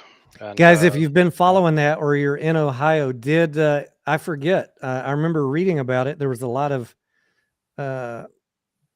controversy about the tax credits that they were being offered to build that fab here. Did it get passed or not? Since I don't follow this sector super close, I didn't end up hearing the final answer. Well, I know that in general, the U.S. isn't okay with having 92% of their supply of chips coming from Taiwan. Like they want the supply coming from somewhere local. It's not a great idea. I don't know why we would let all of our manufacturing go overseas, especially to China, which is where a lot of it is. We need to start looking at other countries or bringing shit back home, especially military critical industries like semiconductor manufacturing. Yeah, we need that stuff at home, to be honest. I think that's a big part of what's going on too. So, I mean, I like the semiconductors because I think they're pretty low right now, to be honest. $644 million loss on earnings. Damn. Gosh damn. That's Intel. Galaxy says Intel is the best bang for the buck. Shit. Yeah, I mean, I think, if you buy them on a big miss, maybe today's not the best day to buy it. Wait and see what happens in the next couple of days. But if you buy them on a big miss and you're bullish, they have pretty good management in general. They figure the shit out. But some of these things are cyclical due to the economy and inventory and whatever products they have currently out versus in the pipeline. So long term, it could be a good play, especially if it's the relatively cheapest one to buy in terms of PE ratio. Wired Ape, what's up, buddy? 2x, that dude gave bad advice on Intel and Taiwan. Have a good night. Oh, well, what's the good advice? What should we buy? Wait, is he talking about me? What did I say? I would guess so. I wish he would have added. Did I give advice? I don't think I gave any advice. No, you're just giving your opinion. But Yeah. I wish you would have I said. didn't even say it's going to go up. You just said you bought some shares. Right. What Yeah, fucking advice are you talking about, bud? There's no advice on this channel, guys. You ask questions and we answer them. What we're doing. Don't ever take. And we were just talking about the semiconductor industry as a whole. That's in the semiconductor industry. I don't understand. The only advice I have for you is to clean out your fucking ears, bud. Oh, well. Oh my god! I hope Wired's still around so he can tell us what part he, what his counter argument was. And if you don't like something, that's fine. No one has a problem with that. But what do you think besides just disagreeing with someone? I think any kind of research is good, and I try to do research on stuff I'm putting my money in. I'll say that. So if it doesn't turn out to be good, don't put your money in it. Big B says Nvidia is the only strong player. Yeah, I feel like if I was gonna invest in one, Nvidia would be top of my list, but I haven't done a comparison. They got beat down from 346 down to 108. Golly, that sure would have been nice. And now they're at 198. Jeez. Yeah, I've been averaging down on Nvidia the whole time as well. I'm definitely more bullish on them overall than I am Nvidia, or Intel, I mean. Yep. And PE ratio 84. They are pricey. 84 trailing, 60 forward.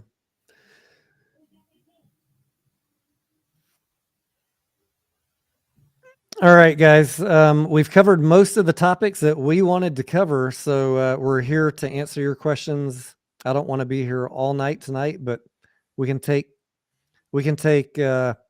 solid questions if you have them. Just as a reminder, if you're tuning in, all the stuff that we've talked about tonight, some of it is going to piss people off because we're talking filings of companies. We're talking about what the companies are telling you. We're not trying to sugarcoat stuff. This is maybe a different type channel than what you're used to. We not only do technical analysis, but at least me specifically, I spend a lot of time looking at what is the company saying? What are the financials saying?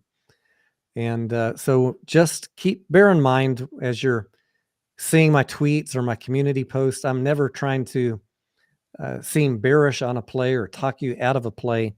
Many times I'm in those plays, but I feel like I have an obligation to give you the full picture, not the clickbait shit, like the people that make a Mullen video saying, I'm going to buy it because the car is pretty. That is not a joke. I saw a video out there that said that. Zero other DD other than the car is pretty. I feel like that type of clickbait nonsense is... you're going to lose money if that is what you're tuning into. If you're just listening to people that are telling you what you want to hear, I get it. I might not be popular. What I say might not always fulfill the conviction or the hopium that you came here for. But I just want to give you a balanced view so that you either wait for a really good entry if you love the company, or if you're trading it, momentum trading it, that you have realistic targets in your mind of when to get out with a profit and not bag hold shit. That's all. Yeah. Give you an open-minded look at more information than what's being told to you. You know, Yeah, I ultimately. find a lot of the information on YouTube and Twitter is very, very clickbaity, hopium-ish, with zero consideration to any risk. And I just don't trade that way. I'm always looking at not only the pros, but what are the cons. And I'll still jump in a day trade. Sometimes I'll swing it overnight, but the risk is something that you shouldn't be ignoring. Yep. Don't play with money you're Don't not do Intel, man. willing to lose. That also, like the little 60-second thing that I rolled at the beginning of my live streams. What was it that you said? Mediocre, don't what? Don't play with money that you're That not you willing can't to lose. And the corollary to that is, if you're playing with money that you can't afford to lose, don't put it all in one stock. You know, Like if your entire portfolio, if you're day trading or momentum trading, and you're putting everything you got in one play, you are going to blow out your account. It's not a matter of if, it's just a matter of when. So the sooner you can get in the habit of, it's gonna slow you down in getting, your account built to where you want, but try and limit your plays to a percentage of your account would be my general advice. So if you do screw it up, you're not blowing out the entire thing. and stop loss is very important. If you don't know about them, learn about them. You know, they will protect your account. And I would just say take everything that you hear with a grain of salt. Like I see some comments talking about Trey said something about Intel in the past, and maybe someone lost some money on some call options. I very much doubt that Trey told you to buy those calls straight up. You might have thought that what he said was bullish, and so you went out and bought those, but that was your choice. I don't know. I mean, there are some channels that just pump buying and selling of options, but I feel like the people that are focusing on that don't often tell you when they're losing money on options. And I've been trading options for a long time. It's easy to make money on them in a bull market. It's a lot harder right now. So the amount of options trading that I'm doing is way less than than I do in a bull market. I trade options all the time, but I haven't been trading options lately. It's too risky. You don't know which way the thing's going to go. It is really tough in a ping-pongy market with uncertainty to the Fed and Ukraine and all this other stuff. You can be up. We just had someone that was up considerably on AMC calls, and then like by the afternoon they were already negative. So if you're up, don't be scared to take a profit. That's the name of the game every day, is lock some green in. You don't have, not all of them have to be a home run. What? I said weekly options could kill you if you're in the wrong direction. Yep. If you miss, you got to cut your losses. You got to, I mean, I'm not playing options right now because the overall market in general is choppy as hell. That's just the truth. I sat for 2 days and didn't trade pretty much nothing. I actually got into a momentum trade, and I took a $9 loss because I did not. It was going to go the other way, and it was easier for me just to take the $9 loss. So it is what it is. You got to be willing to take that loss so you could turn around and make, 40, 50, 60, whatever it is, late in the next trade. Yeah. Damrick is asking about execs selling shares on January 3rd. Is this about all the board members that had those Form 4s in AMC? And people were saying they're selling shares. What I saw, if that's what we're talking about, is they all got their RSUs vested, their restricted stock units. They got them vested, and when you get shares vested, you've got to still pay taxes on it. So one way that you can pay the tax is by withholding some of the shares to pay tax or selling some of the shares to pay tax. So any selling that was done, with the exception of Sean Goodman, who did legit sell some shares, most of them were just paying tax. And you had to go read all the fine print. But how do I know that? Like I said, I was in the tech world for 15 years, corporate life, and a good percentage of my pay was from stock option grants. And that's what I did when I was taking a vesting or converting it to shares. I would have them withhold a portion to pay the tax. So I understand how that works, and it's a very normal thing for people with grants to do. I also think that everybody was getting worried. And Adam Aaron said that he wanted the board to cut his pay and bonuses or something like that. I remember that came out too. I'm not sure whatever happened with it, but I know that he asked the board to do that. Yeah, I mean, I think that was a nice gesture. Is it really meaningful to the bottom line of the company? Not really. And the bulk of his pay doesn't come from salary anyways. Come from But shares. what I'd like to see him do is cut his base salary considerably down and redistribute that money to the hourly workers. You know, the millions of dollars that he makes for base salary. Why don't you cut that down to like 2 million and give everybody, all your frontline workers, a raise? Even if he cut his base salary, you know, just to save the company money, it's not a meaningful amount. They're losing so much. $10-15 million pay cut for Adam Aaron over a year is not meaningful to the company, but it would be meaningful if you distribute that to all the frontline workers. That could be a nice little pay bump for each of them. Yeah. That's the type of leadership I think Adam Aaron should be doing right now, retaining key workers and what I'm sure is a difficult period to retain good people because of the wage inflation. Give them all a pay raise, Adam. No, I mean, it is, you can't even get people to work today. A lot of people don't want to work. Yeah. Yep. Scavenger, what's up? I had to catch Scavenger's live stream on replay the other day. Sorry, I didn't drop in for whatever reason. Scavenger, I didn't get a notice, but if you ever want to hang out, just shoot me a message. I'll be happy to stop in yours. There are a certain set of people that I always try and send invites to.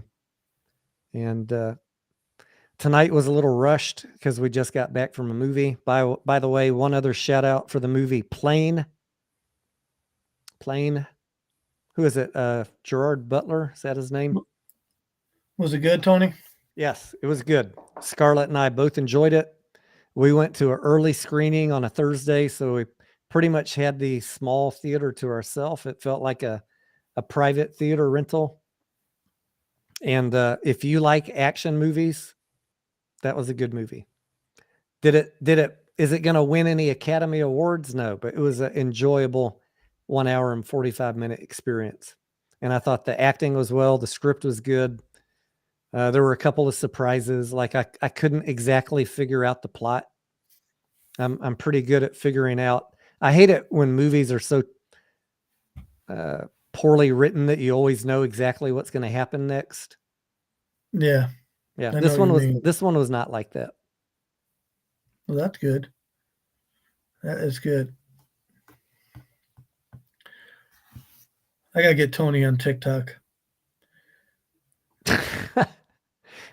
I have a TikTok and I have a Instagram, but I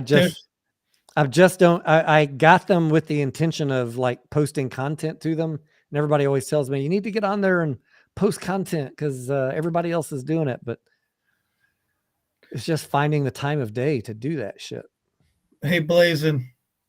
Hey, what's going on? Hey, you think Tony knows about the TikTok? Tony and Ezekiel? Yes. Hey, Tony. Hey, don't want to Tony! do that. Yes, I Fuck know you, that one. Tony. Fuck you! What's your name? He Ezekiel. does know. Oh, dude, I so bad wanted to do that. I love that one. I bring it up every few months. Have you seen the original short film that it came from? no. I haven't. Everybody's seen the dog and the deer, right? Yes. But this came from a short film. I want you to look up the original. It's about a 5-minute movie. Okay. Do that for me. I will. That's my favorite one. I call them TikTok memes. I love those. I don't know what else to call them, but that's one of my favorites. So Broke Ape is asking about IRBO, which I just looked up as a ETF for robotics and artificial intelligence. Yeah, how's it doing? It looks okay on the daily. Like it looks like it's kind of forming like an inverse head and shoulders. I've never heard about it until just now. I'm just trying to find the holdings of the ETF. I'm looking up Carvana because that was another question. I think they're going to file bankruptcy, Tony, on that one. Yeah, I don't remember that the news is good on Carvana. It's fallen from $376 to $3.55. So Yeah, I made a bunch of money on puts. currently at 650. Short interest is at 67%. I mean, used car market, we were talking about this a couple nights ago. If you guys weren't here, I follow some YouTubers that are in that industry that go to car auctions and stuff. And they are telling me that like half the cars that are coming up to auction are no bids, which means the bank that repossessed the car is they won't take the price that people are bidding because they're so the bids are coming in so below the value of what they owe, what they, what the loan was that they had out on it. And so they just move it, no bid, move it to the back of the lot, bring it back next week. The car business is upside down right now. And, this is not a good business model. And this is Carvana. This is part of what's going on with the economy that people aren't realizing is happening. And you're 100% right. I know people's the same thing, and it's nuts right now, absolutely nuts. So Carvana's underwater big time because they were buying all those cars from people. What's the other one there? There's another one. They're not in as much trouble, but what's that one where maybe that is Carvana too. I can't think of it, but they'll look at your card and offer you a price for it. They were overpaying because car prices were so high because they weren't producing cars in 2020.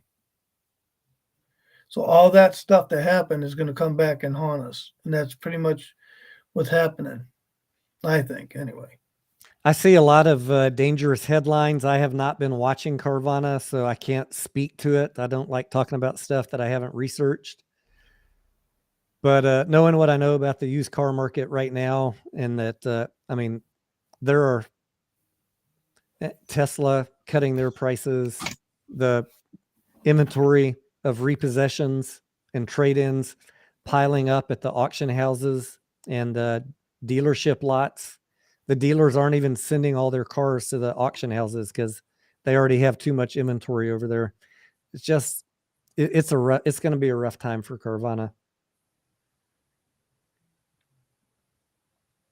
I think, just on my limited knowledge, that's all I can say. And the chart is pretty close to the bottom. So that's a good question. Are they filing for bankruptcy, or if they risk at bankruptcy? I don't know. It's not a ticker I follow. I think they announced it. I'm not sure. I can't remember, but that was one of the reasons why I bought puts on it. The vendor says, "How do I blinky light thing?" You have to. Well, you know how it is. It's a super chat thing, the vendor. I have it connected through the Internet of Things. Did you know you could tie lights into YouTube? No, I had no I idea. did not. Yeah, if I get a super chat, all those lights back there start blinking. I'm gonna do some other fun stuff like maybe have an automatic pie thing, smash me in the face. Oh, that's a good one. Bubble machines. I donate to that, Tony. For all the people that hate me. Yeah. It's like that $20 digital version of the dunk tank. Yeah, $20 super chat to pie me in the face if I said something you don't like. Love it. Or slime, a slime machine. I got all sorts of ideas. I'm busy taking the money that I'm making from YouTube to add. I had a lot of upgrades I wanted to do to the hardware, which we pretty much got that done. And the subscription sites like Bloomberg and Wall Street Journal and Ortex, Fintel, all of that shit, Restream. But we're money. People don't realize that's big money for that stuff. Oh yeah, it's a lot.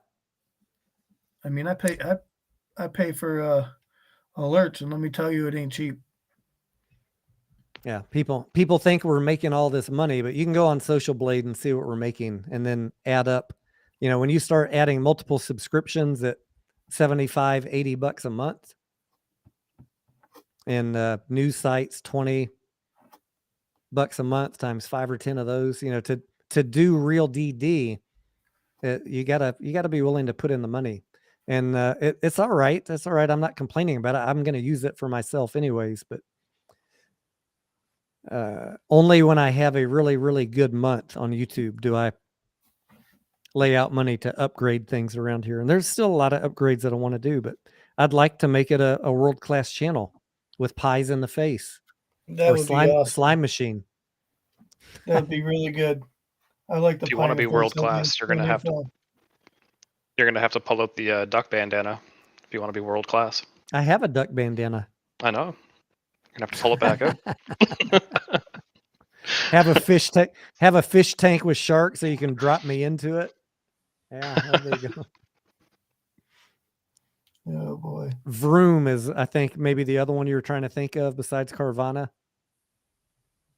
Yeah, they buy cars from everyday people. Like if you want to sell your car, they try to give you a fair price, but the car market was so inflated because there was no new cars being built from 2020. That really kind of messed the industry all up. Cancel Bubble says, anyone know the best place to buy a used car online right now? I know people that have bought through Carvana and other online sources, and very few of them have had good experiences. I'll tell you where I always sell my vehicles is autotrader.com. It's also the magazines that you see in 7-Elevens and stuff. Wheeler Dealer. Huh? Wheeler Dealer. I've never failed to get a good price on a car. I have not bought a car through AutoTrader, but there are a shit ton of cars available on it in your local area, and you can search on their website nationwide or within 300 miles of your zip code. I would say check that out because you can deselect dealer cars you want to buy from another individual, and I would say don't count that source out. Autotrader.com. And if you got to sell a car, spend the money to get a featured ad, like a eighth of a page, with a big picture, and you will sell that car for more than you can trade it in. Do that if you're in the mode where you're going to go buy a new car.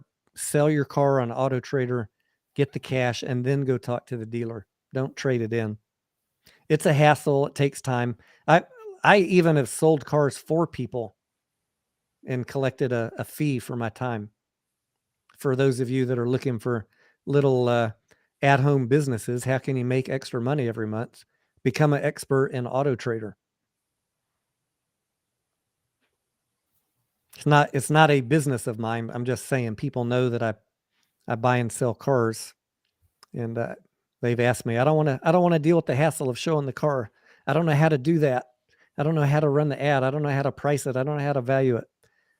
Figure it out, guys. You can make money a lot of different ways if you put your mind to it.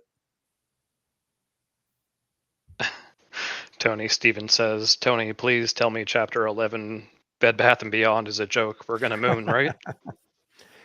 I'm sure, look, I'm sure there's a lot of videos being put out tonight that say, this, look, guys, look, this being cut off from your credit facility, the default and acceleration from JP Morgan, this is bullish. I'm sure there'll be videos out tonight. When I finish up here, I'm going to go just for a chuckle. I'm going to pour myself a nice, another couple stiff fingers of bourbon and look for those videos. But no, I'm not going to discount what the company's telling us. So, Stephen, I say we jump on that first thing tomorrow morning. I can't. I can't with him. He's too much, Tony. Stephen? Yeah, he makes me laugh every day. Stephen's a good trader. Blazin is a good trader also.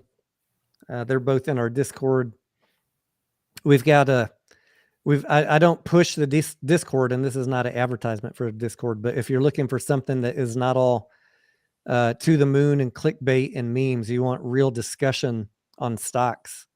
And we talk business stuff. I mean, we have a couple rooms for non-stock talk and having fun.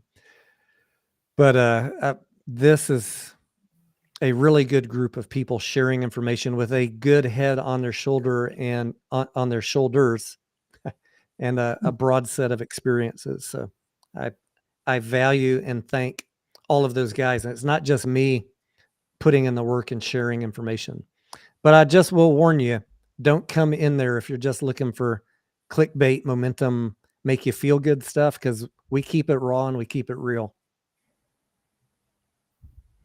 But, you know, the people that are in there, you know, most of them are making. Blazin, have you made money on any of the trades that we've talked about in there? I was going to say most of them have made enough money in 1 month to cover the Discord for 2 or 3 years. Yeah, I've definitely made money in the past on you know, things that we've talked about in the Discord. I mean, as you know, I'm always on the go with my own things anyway, and I don't pay for the you know, the VIP, so I don't see like everything that you post necessarily. All you're missing in the VIP is extra access to me and all of my trades. And some people want to see that, but if you don't want to see that, it's $4.99 a month. So I try and keep it as affordable as possible. The only reason I even charge a fee is I don't want to be overrun with bots and trolls and memes. You know what I'm saying? Mm-hmm. Oh, definitely. Yeah. The free ones, the free ones tend to get really messy and sloppy. Yeah, I'm not there to, you know, to get plays from you. You know what I mean? Like, I'm there to learn how to fish, if that makes sense. Yep. Right. So $5 dream of stuff, $5. And it, the best way to do it is just hit the join button on YouTube. So you get the badge next to your name, and then you have free access to the Discord. So anyone that you see that has a badge or a colored name, that if you're not taking advantage of the Discord and you got a badge, you have free access. So take advantage of it. Paul says $4.99, pure market manipulation. Oh man, I love the comments. Feed Jake says Facebook Marketplace is a good place to sell and buy cars. You know what? When I had Facebook, Jake, it would drive me nuts, and I would troll these people. I see auto ads in Facebook Auto Marketplace where they put the price as $1, which is probably just ignorance on their part. Like they don't realize that they didn't put a price. So Facebook will default it to $1. And I'll message them and I'm like, yeah, I'd like to buy your 2019 F-250 for $1. Sounds like a deal. And they're like, what are you talking about? It's $20,000. I send them a screenshot of their ad with it says price $1. Then they block me. But yeah, I got to be really bored to do that. And I'm not on Facebook now anyways. So yeah, I ain't got time for that. Ain't nobody got time for that. I got tired of being told what to think by the executives at Meta. Have you thought about how you're going to vote? Have you thought about the shot? Have you thought about this? Let us tell you what to do. I was like, fuck you guys. I think for myself, baby. Not to mention, I mean, it's already difficult to live in Austin, Texas and maintain friends because this is a divided city. You know, Texas is a very red state, but to live in Austin, you got to be able to learn to tolerate people if you want friends. Tony, And you know where I live. I feel your pain, bro. I could not stand the propaganda vomiting from all my friends. And I was just like, I can't see it. I just can't see it because I'm too tempted to respond with something snarky. I was like, I'm better off. If I want to have any friends, I'm better off just not being on Facebook. Yeah, I've lost friends on Facebook over the last 10 years. I'm sure I have too. I know I have because I made it perfectly clear and then I left. Chatty says, what do you think of Top Stocks Alert? I have not heard of that. I can tell you that I do follow some of the clickbait people and look at their thumbnails to see what tickers that all the pumpers are pumping. Because, you know, if enough of them are pumping it, even if it's a shitty company, it can still be a good momentum trade. But the only way I get in those plays is if I catch it early, and I'll be out long before they're out. I'll get a quick profit and get out, and they'll still be talking about it for days. You know, oh guys, it's down again. They filed for Chapter 11, but this is bullish, guys. You know, you remember that one stock at Bandcamp? It came back from bankruptcy. From Bandcamp.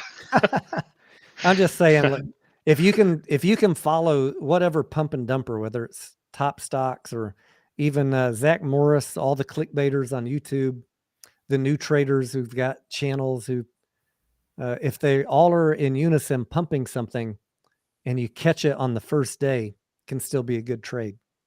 But do not listen to them for price targets. If you get a profit and you're happy with it, get the fuck out. And before you get in the trade, know what your exit is. Like if it doesn't go your way, don't fucking bag hold that shit, because none of these stocks they're talking about are good companies. And they will mostly readily admit that. The problem is they don't know how to hit the sell button. So they'll convince you to stay in these penny stocks way too long.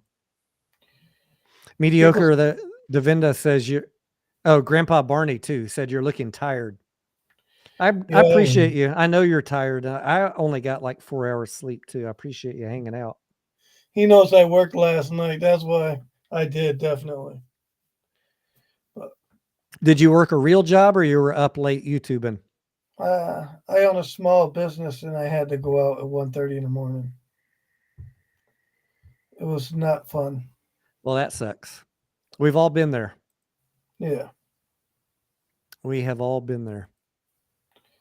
But Tony, did you pick up any Smith & Wesson when it was down? I still have not picked up any Smith & Wesson. What's the ticker again? SWBI.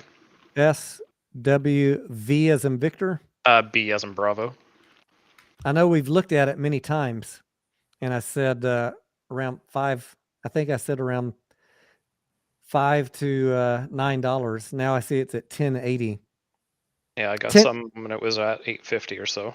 I think $10.80 is still fine. You know, if you're willing to hold it for 5 years, hold it till the next U.S. crisis. Yeah, exactly. $10 could be 25 or 30 real quickly. Real quickly, not meaning next year, but when the next crisis in the United States happens, you're going to see these gun stocks run up. So, yeah, I still like it at $10.80. I mean, Smith & Wesson should be making more money. They moved out of their the state they originally were in because it sucks. So I think they moved to Tennessee, didn't they? I haven't been following them. Don't know. FTW, $5. Let me go. They definitely moved out of Massachusetts, but they still have a business here. Evoke says, what do you guys think about Helbiz? I traded Helbiz. I got, last weekend, I was talking about it. I forget the days now.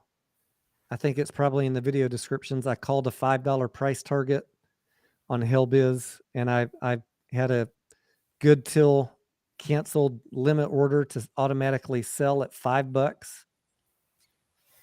Was it 50 cents? Is that right? Was it only a 50? Yeah. I had a good till sell at 50 cents. My bad. Sorry. Too many tickers swimming through my head. GNS, you sold at $5.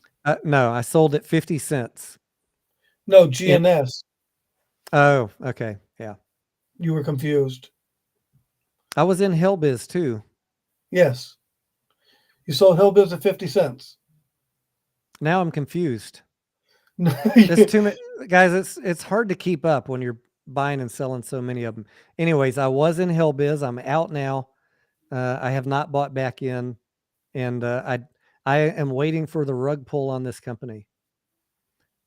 And by rug pull, I mean the CEO has a NASDAQ hearing coming up about a reverse split and a missed annual shareholders meeting. So that is too much risk for me to go back into this play. I made my money. I'm out. I have no intention. Made my money on the run up. I have no intention knowing what is about to hit him with a NASDAQ hearing in the next few days. And he won't. I asked him, what date? What's the date of your hearing? No answer. Dodging the question. He missed his annual shareholder meeting. Just didn't even fucking have it. Sloppy management. Now, a lot of people will say, oh, Tony, you just hate the company. You're bearish. You're shorting. No, guys, these are facts. And if you want to say that you're happy with a company's management that failed to hold an annual shareholders meeting, then this is not the channel for you, because I don't ignore that shit. That should be sirens flashing in the background and red flags waving that something is seriously wrong going on at this company. Tony, just tell him it's only a matter of time. It's a matter of days.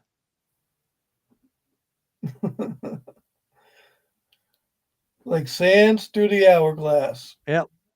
Winter is coming.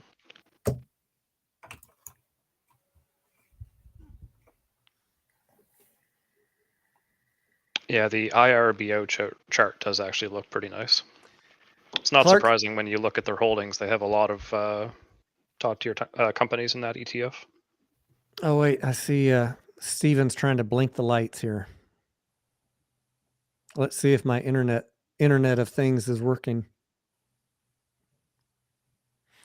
Just Another Ape says, thank you for everything you do. A small token of appreciation. We're all going to make it. How come the lights aren't blinking?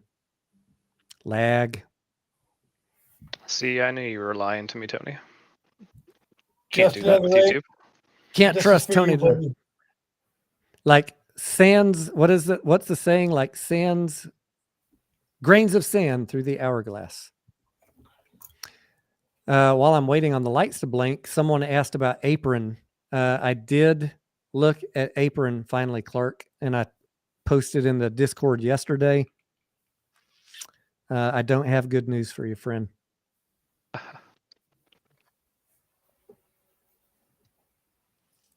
Blue Apron. You probably don't want to hear my opinion, but basically I summed it up in one sentence saying Blue Apron is stagnant on growth and the financials are a bit of a mess. And I don't know what they can do to turn around years of stagnant growth. It's a competitive industry. Everybody's coming up with a competitive product. There's no moat. I'm not saying they can't turn it around, but they need to start turning a profit and they need more revenue. So if you think management can make that happen, then I say knock yourself out. Could it be a momentum trade on short interest if some good news comes out, 100%. But I'm not looking to hold companies like this. I'm looking to buy them when the momentum starts. That's just me. If it starts running, Clark, I'll jump in.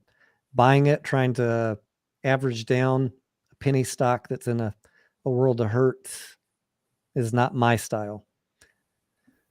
Just my opinion, my style doesn't mean it's right for you or anybody else.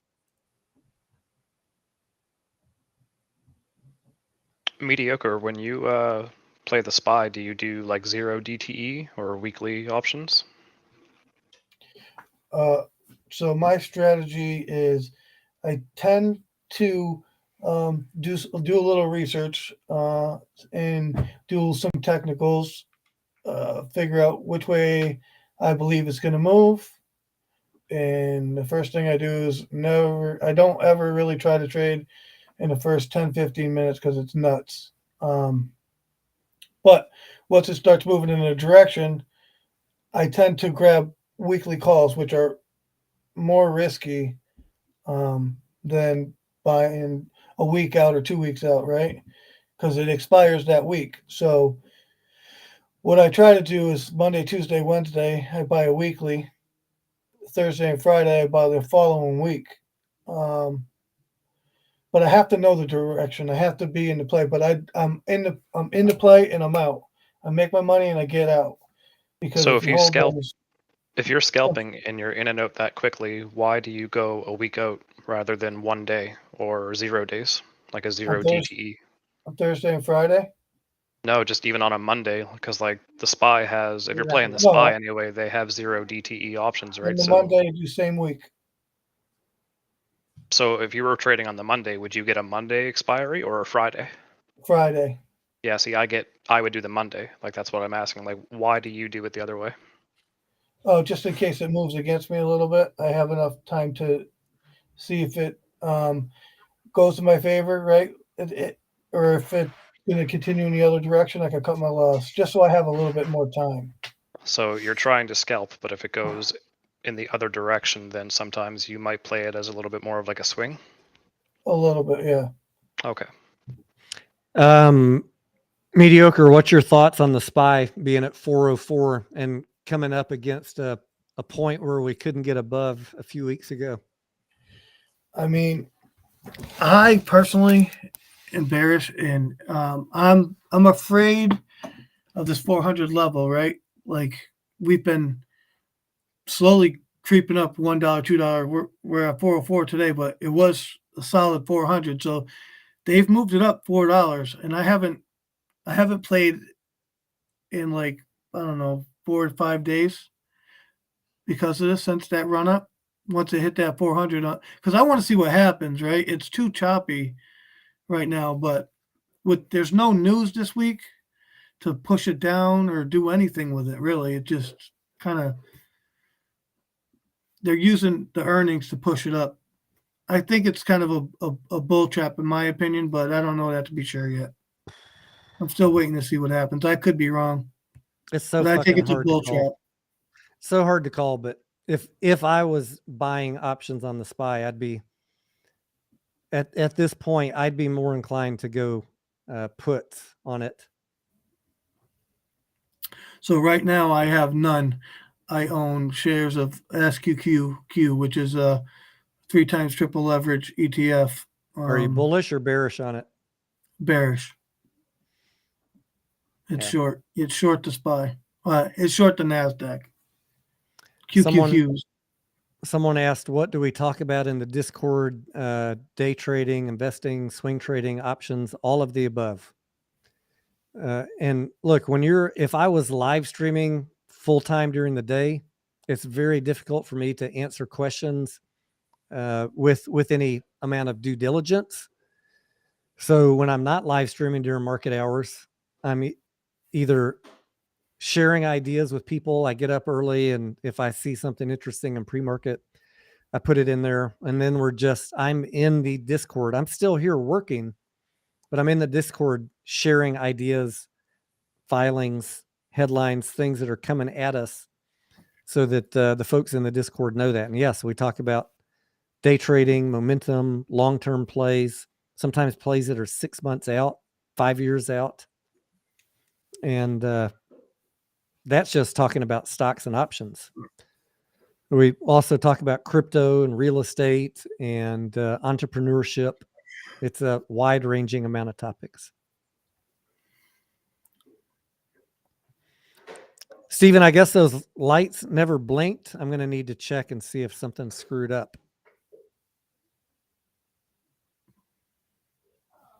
Unless they blinked and I didn't see it. Davinda says, "Blink lights no blinky due to inflation."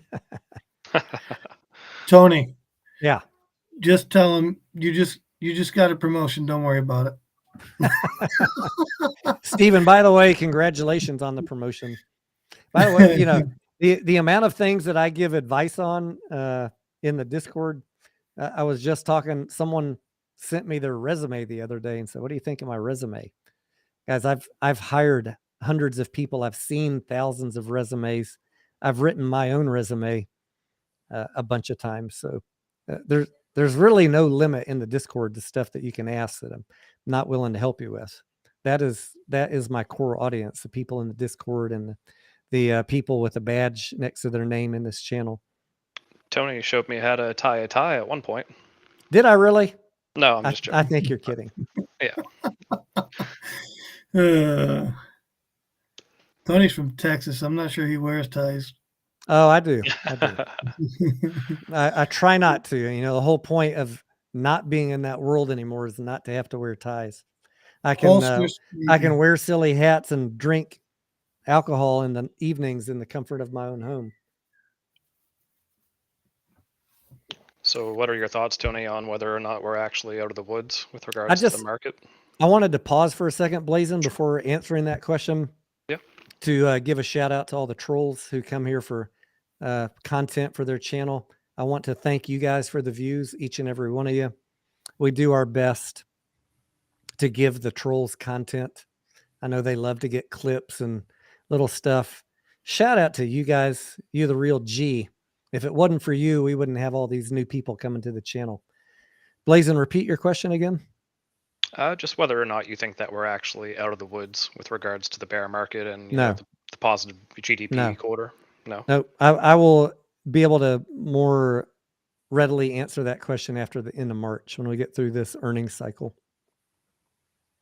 I'm still more bearish than bullish, more cautious than risk on. That's generally how I feel too, but with the weekly candles on the SPY, it looks like it might actually break the trend line for the first time since the beginning of the bear market. So that mixed with the positive quarter, you know. Damrick says, "I want to give a resignation, not a resume." Speaking of earnings the next quarter, I think I missed a question earlier that I was going to try and answer. Someone asked, "What are we waiting for on the vote for AMC?" The 30-day statutory waiting period for the second tranche of shares for Antara, that 30 days was up on January 22nd. So now we're in the final 60 days. When are we going to hear something? Well, I don't know if the FTC is done with the review. It was a minimum statute, a requirement, minimum 30 days. It could take them longer. They might ask AMC and Antara for other information. So the way that it goes is as soon as they have an answer, the companies almost immediately will get something out to us, like a press release, a proxy statement, and some dates of when we can vote. So I don't think they're just sitting on it. Antara wants to get the deal done. As soon as there is approval from the FTC on this deal, then you'll hear something. What day will they be? What day will that happen? I don't know. It's not delayed. We're just waiting on the green light. What's up, Sufyan? Sufyan in the house, another valued member, one of our CPAs who actually understands how financials work. Thanks Thank you, Sufyan. I was just telling Sufyan, my son that is in college. He's a sophomore in the business school here at UT Austin. Is already becoming quite adept at accounting, and I'm already finding myself like, it's been 30 years, guys, since I took accounting and finance, and I'm not a CPA, I'm not a financial advisor, but I have taken all the classes, and I'm already calling my son because I know he's fresh in the stuff. If Sufyan's not available, I call my son. I'm like, hey, can you review these financials with me? Like, I feel like I'm missing something. He's like, oh yeah, here's da da da da da da da. I was like, I'm gonna get him on this channel one of these weekends, and maybe him and Sufyan could have a good live stream with us going over what you guys need to look for, like a high, what can you look for in 30 seconds on an income statement, a balance sheet, and a cash flow statement. You don't want to just hear it from me because apparently, according to the trolls, I don't know anything unless someone tells me in my headset. But I think just for credibility, having Sufyan or another CPA student, no, never mind. He's not going to be a CPA. I think it'd be fun to have them on and let you guys ask them all your accounting questions. They could answer it much more in depth than I could. But Sufyan is a great dude also. Yeah. I think All Super right. Steven and I did a show with him one night. With Sufyan. He He does work a real job as a CPA, so he's not always available when I need to ask him a question. I'm pretty good with financial statements, but every now and then we get into the finer muckety muck of certain accounting rules. I need to double check my own due diligence. Like, all right, am I crazy, or is this really what I think it is?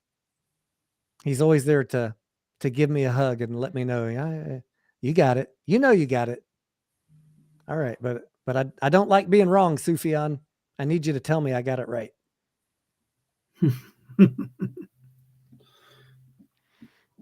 All right. Scarlett came in and said, you guys need to wrap it up. Mediocre looks tired. Sorry, guys. I'm just teasing. She told me, why are you still going live? You started at 8 o'clock. It's almost 11. Yeah, we're just talking. That's why, you lose track of time. Hey, she got to have the whole day with me. The least I can do is come spend 3 hours with you guys. Yeah. Why are there so many puts March 17th at $2 and $3 for which ticker, Willie? I'm guessing AMC.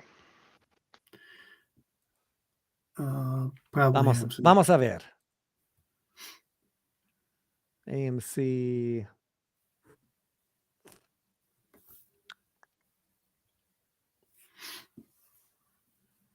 Hang on one second. Opciones. For what date did he say? March 17th.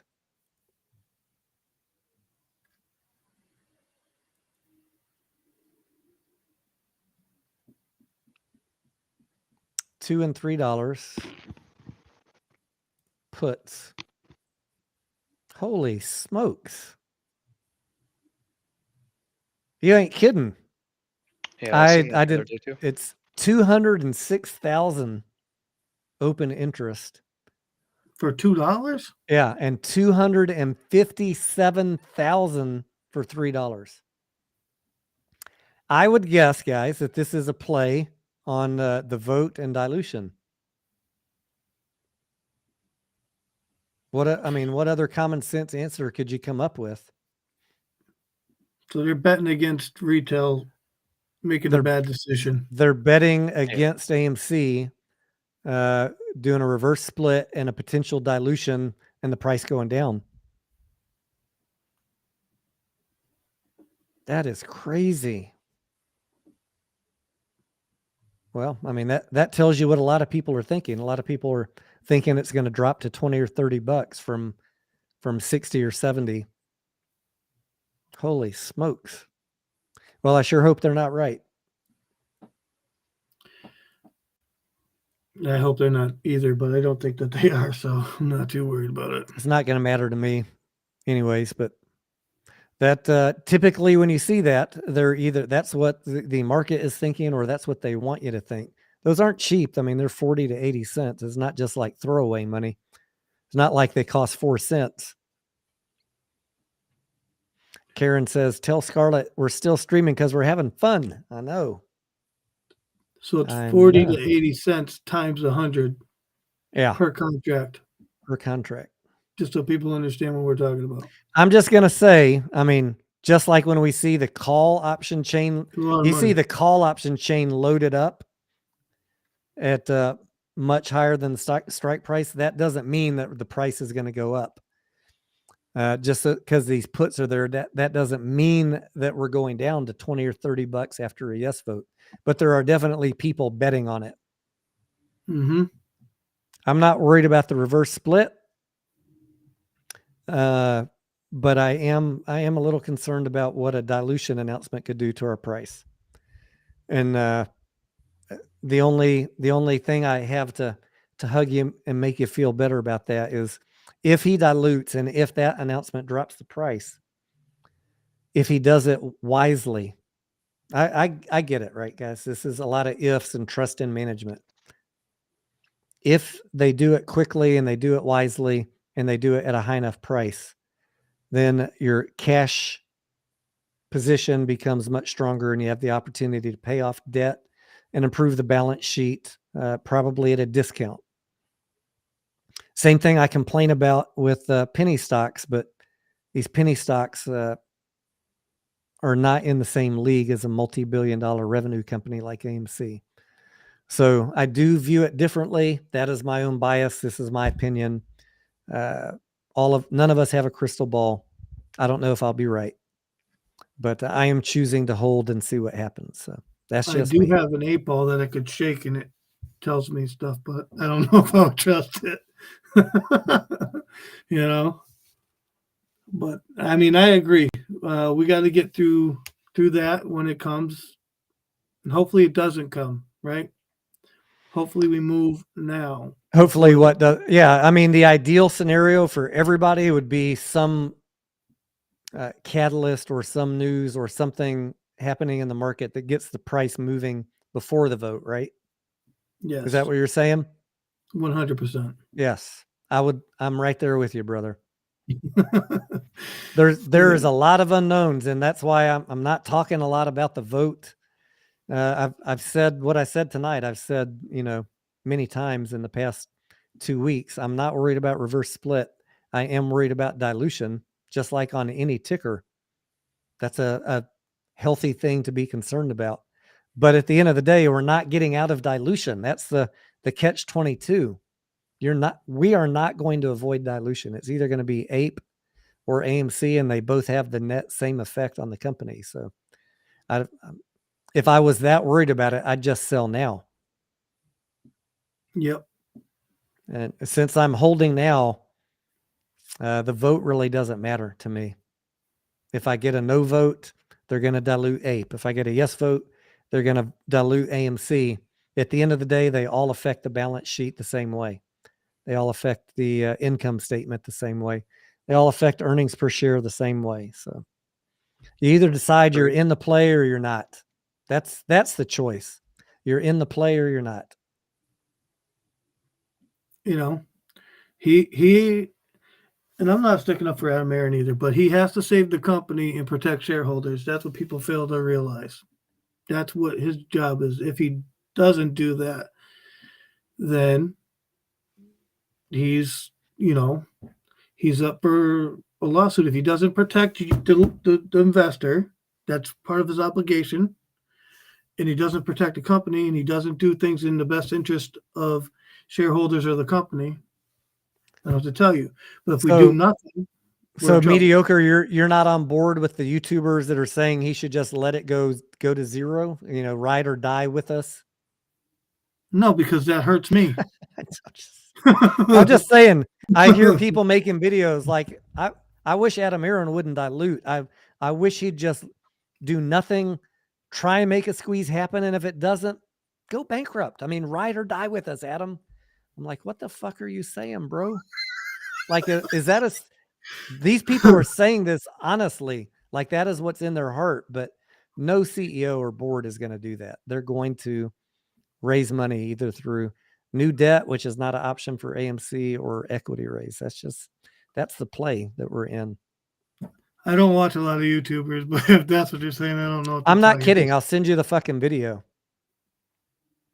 Listen, he has to do what's right for the company and the shareholders, period. And I'm a shareholder, okay? And if you let Ape go to zero, I lose a boatload of fucking money. I'm not happy with that. I don't want Ape to go to zero.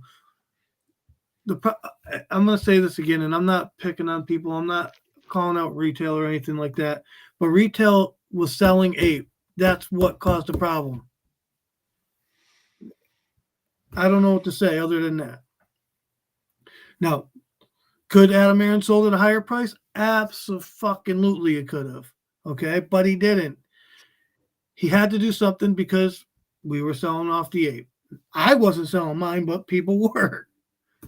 You know, or it appears that way. I'll say that. It appears that way. And let's be honest, if Adam Aaron did sell when the price was higher, people would now be saying, oh, well, when he sold, that's what caused us to fall. Yeah, he's in a lose-lose situation. I was just going to say the exact same thing. No matter what he did, if he sold at $9 and then the price fell, he was going to get shit on.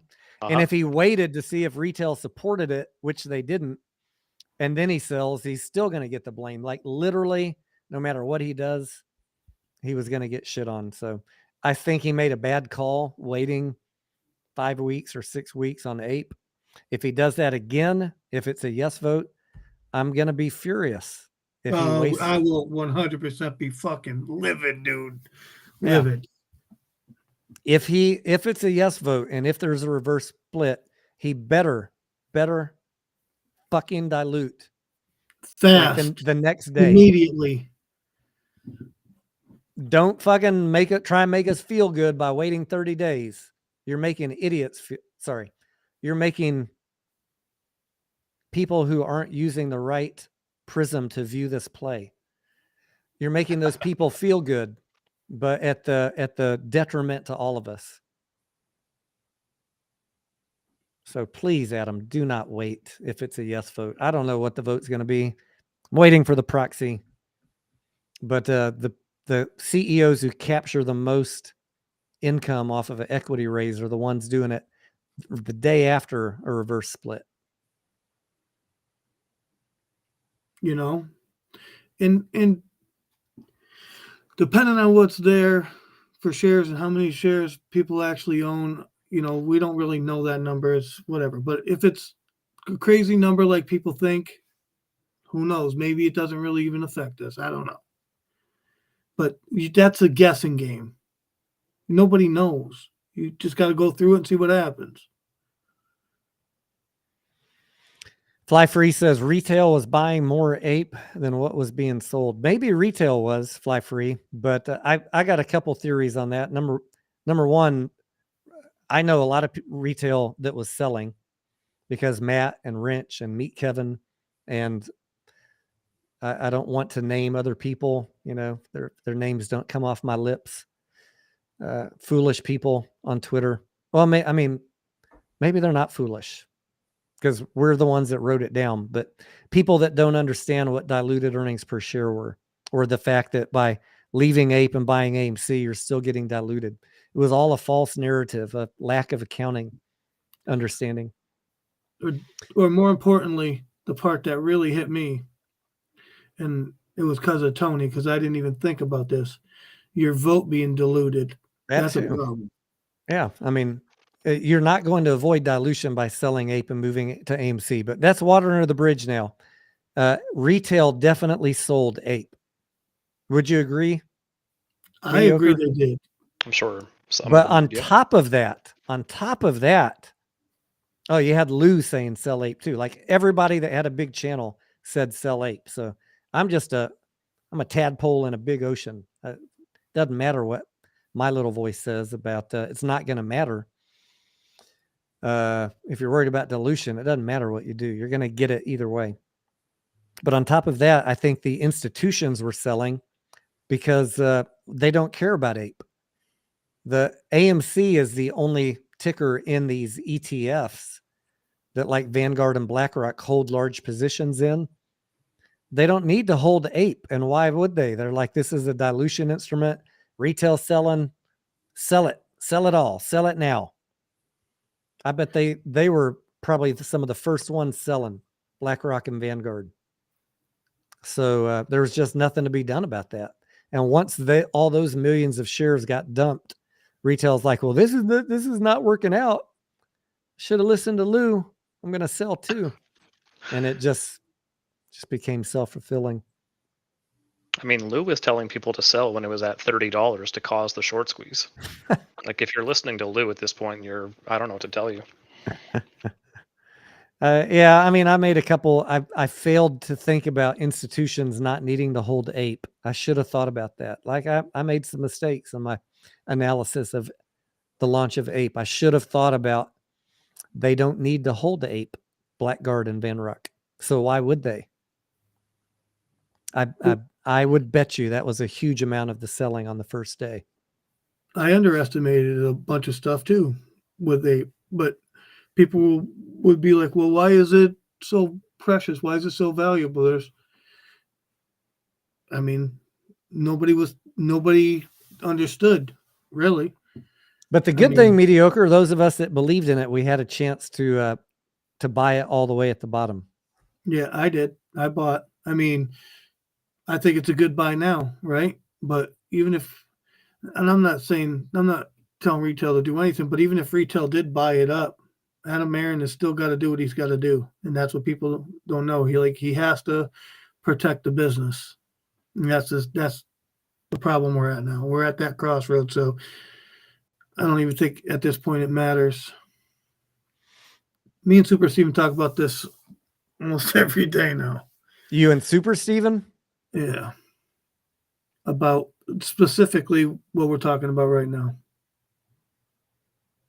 Because what happens? Why would he trust retail after we sold it? He has to he has to get the job done. And I just want to get through the play ahead. And I think that we could still make good money. So we should work towards that.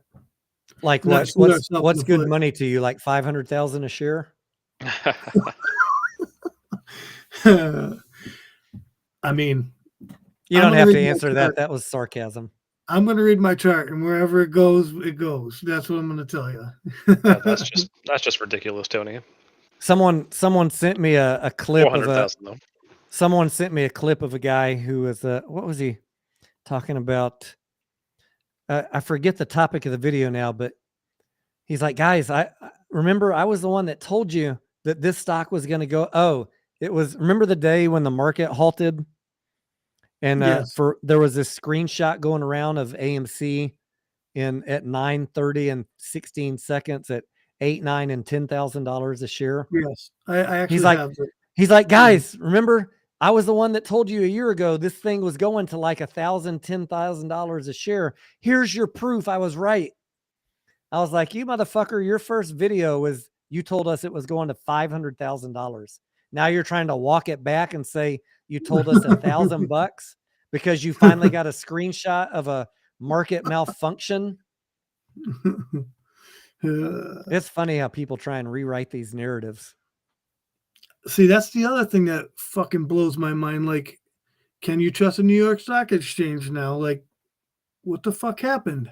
Seriously. I'm much more forgiving than most people because of the fact that it affected so many tickers in different sectors.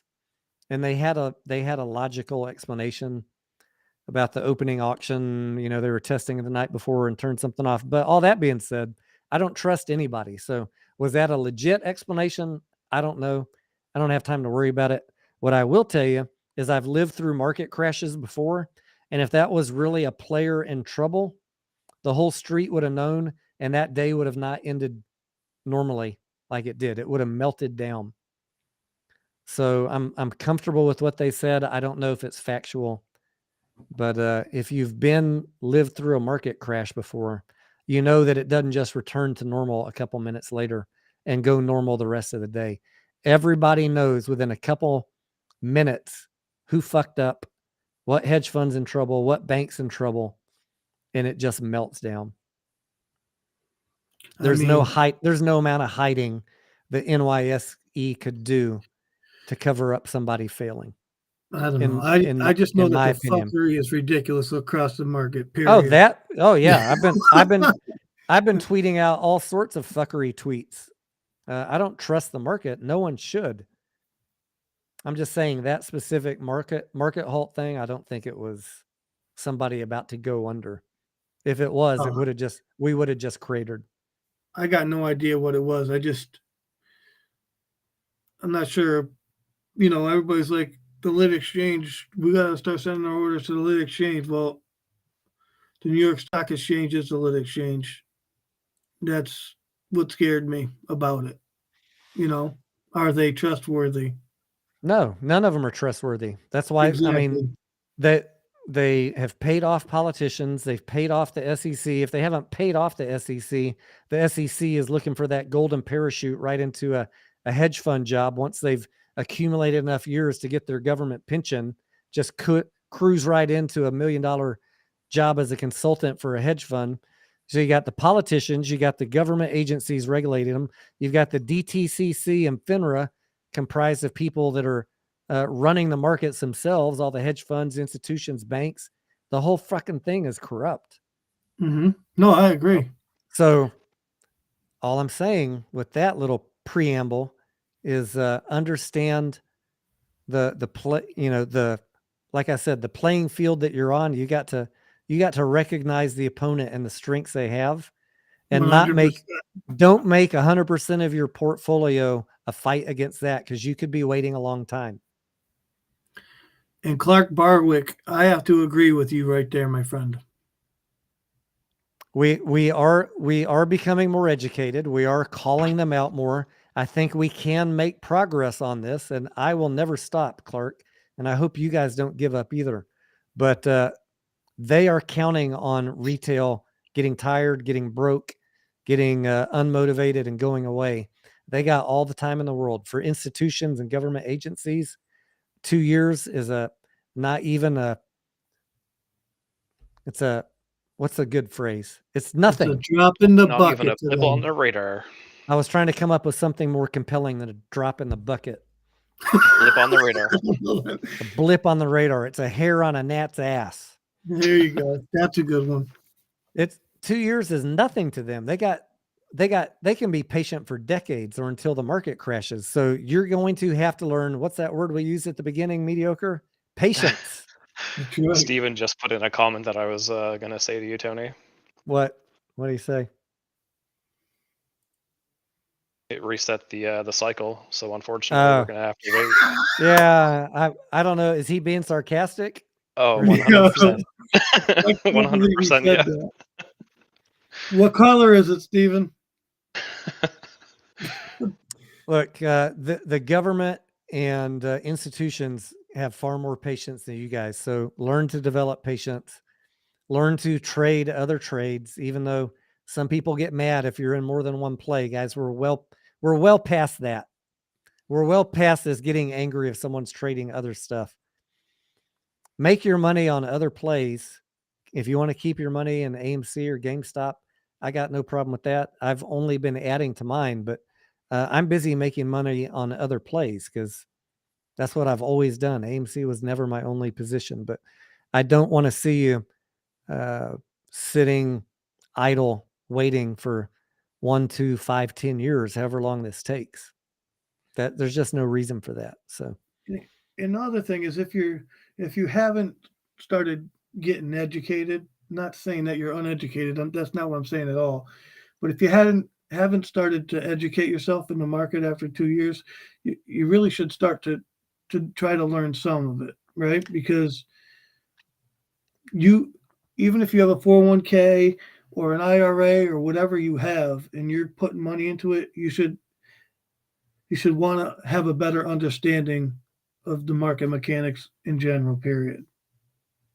So like know. when Lou says NVOS, is it NVOS? You know, the reason it's not moving is because they just parked a bunch of orders in the dark pool. Are you saying that that might not be correct? Am I saying that? Yeah. How am I supposed to know if they parked a bunch of orders in the dark pool? Exactly. I mean, you can't park orders, right? You can send orders to a dark pool and you can tell them what you're willing to sell or buy at, but this whole it's not moving because they took all your orders and they just parked them. No, I'm pretty sure if I put an order in, I can get immediate execution. Show me someone who sent an order in and it didn't get fulfilled till tomorrow. Today, you know, if you buy at the bid or ask, this is I just think nonsense bullshit that people repeat without understanding the market mechanics because some dipshit in New York says it. This is utter nonsense. Oh, there's different books, you know, there's one price here, but there's really a different price. I'm pretty sure again, if I buy or sell, I'll get the price. There's no other price. National best bid and offer. It's in the regulations. They don't need to be that manipulative. There's plenty of other gray areas in the law to not have to make up theories that are nonsensical like that. They got all sorts of way to create legal and illegal synthetics through the options chain, through offshore accounts, through booting FTDs down the road, like to create these fantasy theories, which encourage people not to learn how the market works because Daddy Lou's just telling you, you know, they're doing all this nonsense. No, you should learn how the market works.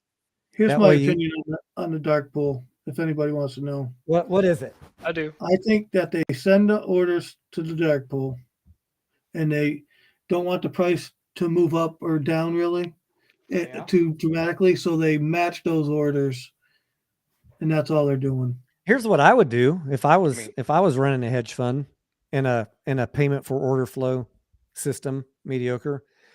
If you wanted to buy, I would send that order. I'd route that order to the dark pool so it doesn't affect the price. Exactly. And if you wanted to sell, I would route that order to a lit exchange so it affects the price.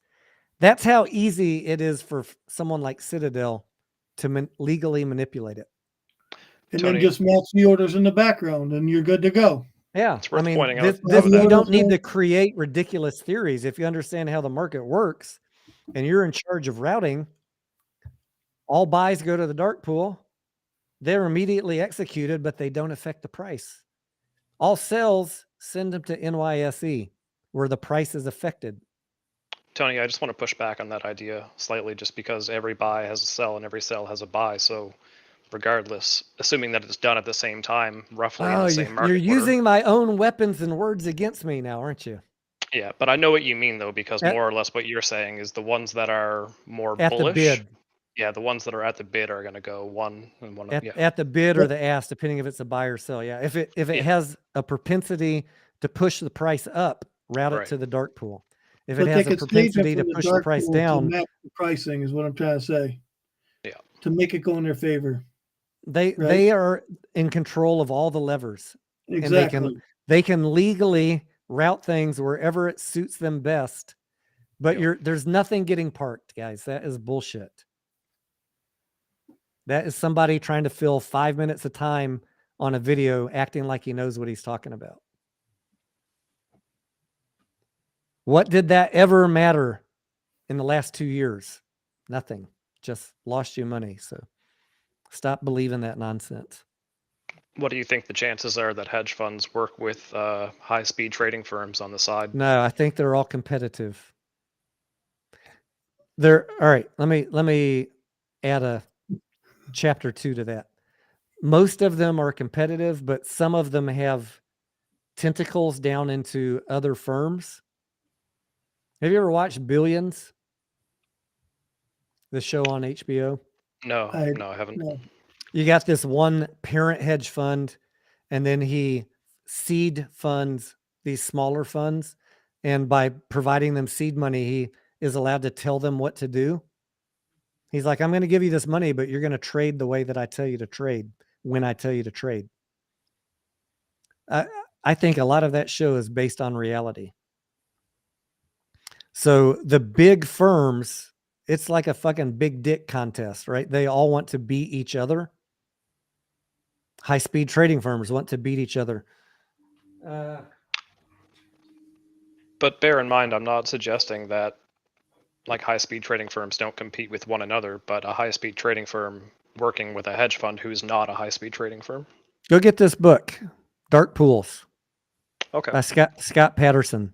It'll give you some insight into how these firms compete with each other. This was the book that outlines the genesis of dark pools in the first place.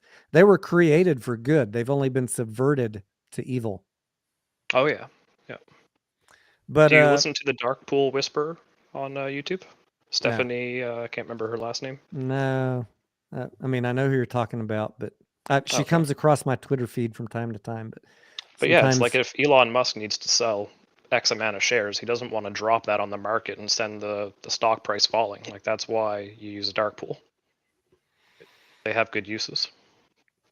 No, that's Eric, what they were designed for. Where the fuck have you been, Eric? I think Eric, we haven't seen Eric Bissell in like 3 months. How about them 49ers? Fuck the 49ers. Shit. The Cowboys will have their day. Not this year, though. Broke Ape says, already got my tickets for Ant-Man and Wasp. Going to see Plane tomorrow. Thank you, Broke Ape. Let us know what you think. Anyways, did I answer the question about dark pools? And I just think, guys, look, they have plenty of legal ways to manipulate the system. We don't need to buy into all the conspiracy theories, but like I just parking don't orders. fucking trust any of them. Don't trust anybody. Yes, I do not trust anybody. I don't trust anybody in the government. Nobody on Wall Street. I don't trust any of their press releases. It's all a sham. What else? I don't trust any CEO. Not one. They're all looking out for their company. If you think they're looking out for you, you need to wake the fuck up. Including, yes, the silverback. That's right. He's looking out for you by extension by Indirectly. taking care of the company and making sure it doesn't go bankrupt. But he's not trying to deliver you a MOAS. And I know that's going to hurt some feelings. But I believe that about all CEOs. All they care about is improving the viability of their company. And if you are smart on your buy-in price, you read the financials, you read the disclosures from the company, and pick a good entry, then you will ultimately be rewarded if that company is successful. So that is why I harp on DD and reading financials and reading disclosures so that you don't get tempted by YouTube to buy into various plays. There's one every day someone new is covering that you don't get tempted to buy them on a bad entry or buy them at the top. Make a habit, as Mediocre was saying, of learning how the market works. Make a habit of reading disclosures, DD, filings, financials. There's free shit you can learn on YouTube of how to read financial statements. And over the last 2 years, if you've done none of that except read some memes on Twitter and Reddit, then yeah, I'd say if you want to be a real trader, you're falling behind the 8 ball. Listen, I'll say this to anybody who wants to learn a little technical analysis or anything like that. I'm willing to help. I got a free Discord. You can come over to my Discord. There's a whole technical analysis channel, a whole room with TA. I got videos of, I don't make training videos because there's already so many freaking training videos out there. It's not worth it, but I can tell you some good ones and stuff like that. So I'm willing to help anybody. I'm not, I'm all about the community. I just want to trade my stuff and do my own thing. You know what I mean? Yep. Yeah, that's awesome, Mediocre. Definitely do not go out there and buy these 1348 trading packages. They are not worth it at all, in my opinion. You can learn all that stuff for free online. Or you can just set up a 13 and 48 EMA on your broker platform and do it for free. Yeah, exactly. For any ticker. I mean, I have 1348 alerts on my Discord. There's nothing wrong with the indicator, but I just mean Right. to label a trading package, you know, I 1348 and to then charge all charge your money aides. for it. To Yeah. charge money for it is like highway robbery. I mean, I geez. offer it for free on my Most Discord. professional traders don't even use moving average crossovers. Like, Whew. All right. I feel like I probably said too much as I got into about my third bourbon. I don't mean to be hard on people on YouTube. Not trying to I do. ruin any. Sorry. It just really irritates me that people are getting clickbaited into back holding play after play, and then they come to me a week or two later and say, "Is this still a good play?" And like, no, you obviously, looking at the chart, should have been out of it a week ago. It really irritates me. Like I want to collectively help everybody get better than that, and stopping listening to these clickbait channels is like step number 1 on a 10-step program. The thing is we should be getting better in the market, especially after 2 years of being in AMC. I'm speaking of AMC people, but there's more than just AMC people in here, obviously. But some of those people that they need, I don't know, for whatever reason, they're at work. I get it. You got day jobs. You ain't got time to put time in for the market. Take a couple hours a weekend and give it a shot. You know, there's paper trading software all over the freaking place. You could practice on paper trading if, learn some technical analysis, practice some paper trading, do that, and you'll kind of see how the market moves. I'm not telling people what to do. I'm just trying to help you out. That's it. I want to extend a personal invite to anybody has a history of bag holding play after play. If you're bag holding the last 6 plays that you've been in, drop me a comment in this video or DM me on Twitter. Tell me the tickers you're bag holding, and let's talk about why that's happening, because I think we really need to have a talk about investor psychology. Like, I want to understand better why people get tricked into buying the top of every play and then believing people that it's going to come back as you see it go down 10 or 20% per day. And I see those every week. So I know it's late. And there's probably not a lot of people left. Maybe only a couple that are in that category, but I know you're out there. And I think I get it. I think I get why people do that, mostly because you're new and you think you can trust certain people because they talk the right talk. But Blazin, would you say they just know how to put the right words together to make you think they know what they're talking about? Yeah, more or less. I mean, even if they have some base level of knowledge, I just don't think it matters in the long run, And that's just not me saying this, guys. I mean, I talk to a lot of real traders, people who know what's going on.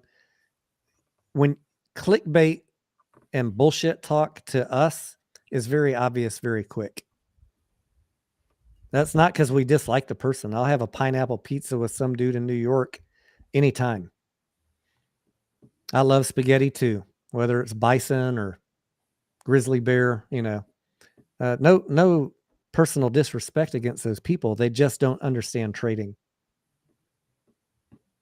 They're good at calling out plays and keeping people in them, and then it kind of ends there. My problem really starts when they bring money into it. When they tell people to stay into it when it's bleeding out. Right, and when they start creating these, 1348 things. Oh, that's a whole different level. Yeah. Well, see, that's the thing too. That's a good strategy. 1348, it's not bad, but if you don't understand trading, it could get you like that, because just because you have a crossover doesn't mean it's going that direction. It could Right. reverse the next Yeah. candle. And I'm sure their course talks a lot more about other stuff than just the 1348. And I'm not trying to suggest otherwise, but even still, these guys are basically brand new investors who only came into the scene with In the AMC. last 18 months, 24 Yeah. months. Hey, So I mean, I'm not shitting on them, but like to charge a bunch of apes who came into the market at the same time as you for learning stuff that you probably yourself just learned in the last 6 months for free on YouTube. Do you know what I mean? Like, come on. yeah. Juicy got you crazy. He says, I want to ask you, did you message me that you made some money on Bed Bath & Beyond today? By listening to this channel?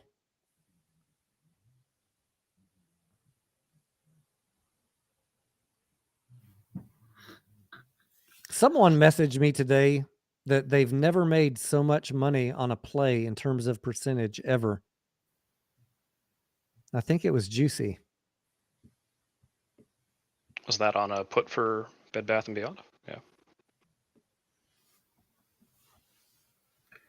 Yeah, I thought about it, man, when you posted it. I should have.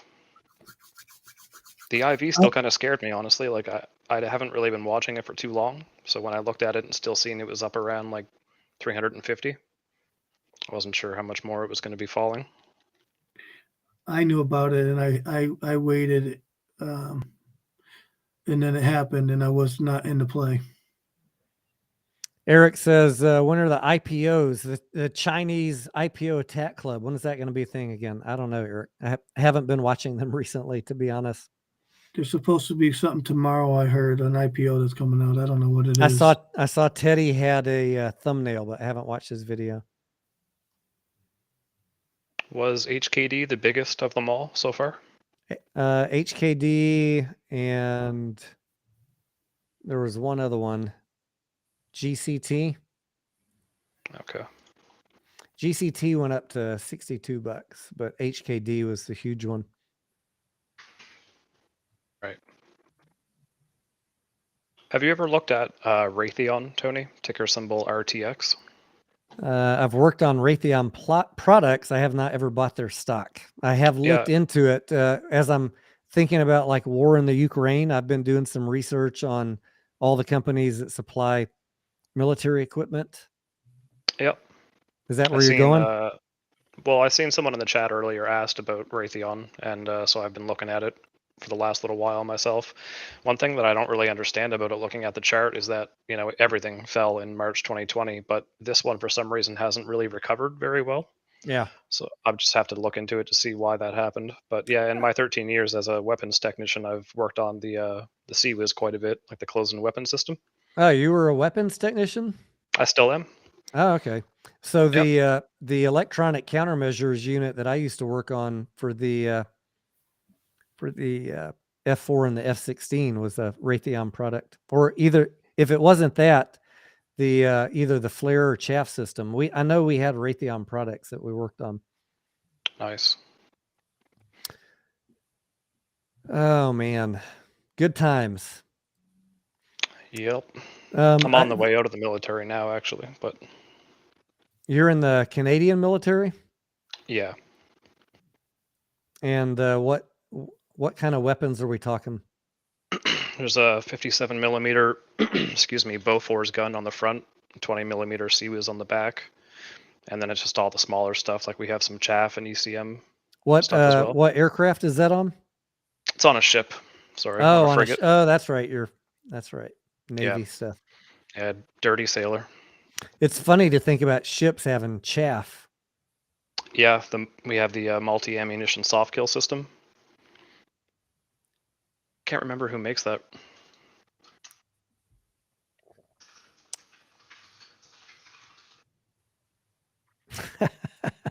Jordan says, you mentioned Ukraine. It's free to talk about politics. Now, the reason I was talking about Ukraine is I've been seeing these articles about how we're depleting our Stinger and what are the other missiles that we've been sending over there. There's two main missiles, right? Stinger and something else. Cruise? Like, no, the handheld missiles. Cruise missiles too, though. That's another good one. Talking about the shoulder launched. And I'm wondering who is making these missiles. And I see the articles because they're saying we just like blew through 5 years worth of inventory. And, you know, if you're a general, you're going to want to say, get back into production, work double shifts, triple shifts, add a manufacturing line, something. We don't want to deplete 5 years of inventory and then just be caught flat-footed when China invades Taiwan. So I was looking at all these companies, but I can't find really any information like what are they doing to increase production to catch us back up. I don't know if any of y'all have made any headway or had those thoughts. I got thoughts, but I'm not going to put any thoughts on your channel. Broke ape. I don't sell weapons. I just work on them, man. Plus, I'm pretty sure YouTube might have something to say about me trying to sell weapons. Yeah, I bet they don't like that. We should probably change the topic. Yeah. 6 hours. Steven says, Tony, I think a fatal flaw of retail is denying truthful information from businesses. Steven. Retail does not deny truthful information. Have you seen the tweet decoding that's going on? I heard about it, yes. I wish I had a laugh track in my soundboard. Yes, retail, unfortunately, would rather decode tweets than read a financial statement or an 8K. And if you bother to read it to them to try and help them understand what's really going on, they call you a bear. It happens to me all the time. I've learned to just deal with it. I've got a pretty thick skin. It doesn't bother me. People can hate me all they want. I'm here for the real, the people that want to be in this market for a long time and make money. I'm not here to impress some YouTuber who's just trying to use my name to get views. You're right, Stephen. People deny truthful information from businesses. And because it doesn't fit their narrative, it doesn't fit their hopium model. And sometimes, look, if you're going to be a smart investor, you need to be able to accept that there might be some other opinions, or it's not even opinion. We're fucking reading the company's statements. God damn. It's not even an opinion, son. At least keep an open mind. That's all I got to say. That's the nicest way to say it. Sorry. Echo chamber people. That's right? A nice way to say it. I need to learn to be nicer like you, mediocre. Keep an open mind, guys. Don't get trapped in the echo chamber. Seriously. It doesn't mean that any of us are fighting against you. We're all rowing the same direction, but God damn, open your mind a little bit to the possibility that ticker LMNOP might not be going to the moon because they just filed an 8K saying that they could potentially file bankruptcy. I don't believe it. They're getting acquired. Okay, Don't just believe calls it. Too. Thanks for the opportunity. I'm buying the dips. Hedgies are scared now. Why isn't the CEO saying anything? All the shit I see in every ticker. Just read the filings. It's really that simple. Sometimes the dips are really tasty. Sometimes they are if you're in the right company. But if you're in a penny stock, I agree with you. Never made money. You got to be a little bit skeptical. Just a little bit. Reminds me of that video clip that you showed me one time, Tony, of retail buying the dip and getting that diluted. that is a top secret video that I made, which is not, most people can't handle the truth, Blazin. Yeah, it's not a good time to be showing people that video. No. At some point, I will reveal that video to the public. It's what we call in the business dark humor, and most people are not mentally or emotionally prepared for that type of humor. If you got really like what I call gallows humor, and I've shown that this video to a few trusted friends, and I know you guys get it. Like we're not shitting on anything or anyone, but look, if you've been in enough plays and enough Weeble or StockTwits chat rooms, you see the same talk in every ticker.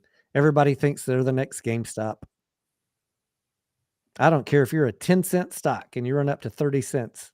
We're going to break the market. Wall Street's going to bow to our knees. Going to 1,000. Short hedgies are scared now. 20 billion naked synthetics. And I'm looking at Ortex. It's like 0.5% short. But you think you got 20 billion nakeds. Okay. I'm just saying. It's just mind-boggling to me. Like, yes, there's fuckery. Yes, there's shenanigans. Yes, there's synthetics. But good Lord, if I really thought every single ticker, including a 10-cent penny stock, had billions of synthetics, I really, literally, we'd never see any run-ups ever because they could just print at will. And it would be so against people making money that you would never want to buy any stock. Like, we have an advantage when we all get together and the news is good and we can push in the same direction. But after a while, we got to recognize when to get out. That's all. Get your profit, get out. When's enough? Like, yeah, get your profit, get out. There's a new play every week. It's okay. Not every ticker has to be a battle. Like, if we push this ticker, too high over the thing, how much over is it according to its earnings and its EPS and all that stuff? You know what I mean? Like, you got to look at that stuff. Like, I mean, short squeeze is different. I understand that, but you got to be paying attention to that. Yeah. Not every play is a short squeeze, though. That's the thing.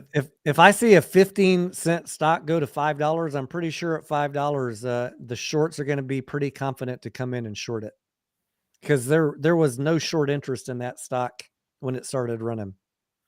GNS didn't have any. I know, but they're making press releases saying that they're the victims of naked shorts. Like, maybe you're a victim of bad financials. Just saying. Oh man, I'm getting too honest now. Sorry, Roger James Hamilton, or whatever your name is. He seems like a nice dude, and I honor and respect everybody that's going after naked shorts and hiring Wes. I wish all of you much success, and I really just want to see the data. I think that's a fair thing to ask. Yeah. Like, if you're spending the money on behalf of your shareholders, at the very least, you say you've got the evidence, share the fucking evidence. Give us the balls to pile money into your stock. Don't just dangle the carrot. We got the evidence. See it? Oops, you missed it. What? It's just like the fucking guy with the dollar. What is that? It's the insurance commercial. Whoa. Yeah. You know where I was going with that. Guys, you CEOs in the naked shorting killer club, show us the fucking evidence. We will take you to the fucking moon.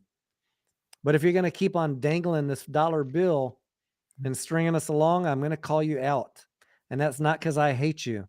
It's because I don't think you're being genuine. That's fucking hilarious. I love it. They say they got the evidence. Fucking show it. And then I will get on Adam Aaron's case and demand that he do it too. Help me. Help you. Yeah. You want the truth, Tony? I want the fucking truth. You can't handle the truth. Oh, shit. Oh, I'm Pam's serious. I will drive to Leawood, Kansas, and demand that Adam Aaron hire West Christian and share intel. If you can publish one of these dudes created GTII, Cosmos, Helbiz, one of you publish your fucking data and show us that it's compelling, that you have evidence of billions of naked shorts. That's all I'm asking. It's not a hard ask. Even if they showed a portion of it, so they didn't have to give it all away. If that was the case, I know what they're going after. Mediocre. They had one day of high FTDs. On a day when they had earnings and they had bad news and the volume went up 10x, FTDs spiked. Surprise. No way. Is that evidence of a pattern of naked shorting? I'll leave you to judge that for yourselves, my friends. But every single one of these The key word tickers, there was pattern, Tony. every single one of these tickers had like one day of high FTDs on a day where they released bad news and the volume spiked. Well, of course you're going to have more FTDs when your volume goes from 10 million to 600 million. I want to see a pattern. A pattern. You say you're being targeted. Show me a pattern over the last year of naked shorts. You got the software, you paid the money. You paid Share Intel 50K, you paid West Christian 250K retainer. Give us the goods, and I will go to bat for you. But I'm not so easily swayed. I'm a data guy. Show me the fucking evidence. Well, how do I say this? I've made it easy for you now. Just say whatever. I mean, if what I was gonna say is, I'm gonna throw a ticker out there, and I'm not gonna say that this has it happening to it, but if it was that fucking easy, when I tell you the ticker, you're gonna say, oh yeah, they would assume that was one of them too. Then Yeah. SNDL. Sundial. It's in the same bucket as Mullen. Like, yeah, everyone thinks there's 20 billion synthetics on Mullen and Sundial. Mm-hmm. Hey, Pam. Yes, Yeah. It's me. I'm not kidding, mediocre. Do you know how many tickers I look at in a week? Every single one. They all have a bad guy. Oh, it's the Lynn brothers. It's the Kramer brothers. It's Kenny G. Everyone, there's a story. They all got a bad guy. They've all got billions of synthetics. I believe it for certain plays, but the entire, every single ticker, even the fucking penny stocks, have this now. These guys don't care about that shit. To that extent. To that extent. I don't know. I have trouble buying it. Certain ones that are destined for failure, they will go pick on, right? Like GTII, you've never made revenue ever. I hate to keep picking on GTII, but never turned in revenue. The CEO is writing personal checks to pay the company's bills. Of course you're fucking going to be shorted. Did you know that, mediocre? I don't know anything about GTII. The CEO is writing checks, personal checks to fund the company. The two executives in the company have never taken a paycheck because they can't afford to get paid. The company's never made any revenue. And they wonder and they bitch and they complain. Why are we being shorted? It's not fair. Why did you bring the fucking thing public? How about you fucking turn a revenue and get them off your back?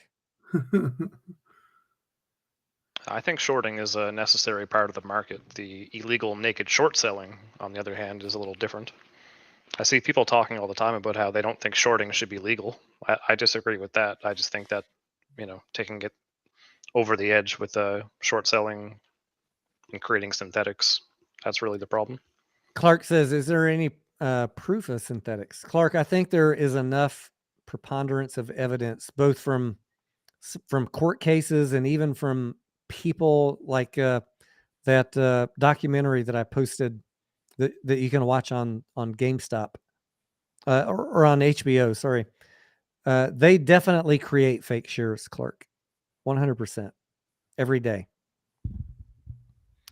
But do they let them accumulate to where there's 20 billion in one ticker? That I don't know. We don't have the evidence for that. We know from talking with people like Susan Trimbath and others that have been there and audited votes, that votes have come in 1 million over, 2 million over the authorized share count. There's plenty of evidence that there are synthetic shares. We know that rehypothecation is legal and has no limits. I have no doubt that there are fake shares out there. I just don't know, Clark, that it's to the extent that we're being told. I heard someone on a space call yesterday saying there's 20 billion synthetics on AMC. I watched the documentary, Tony, in Blazing on companies that are going public. I'm not sure if it was a movie or a documentary, whatever.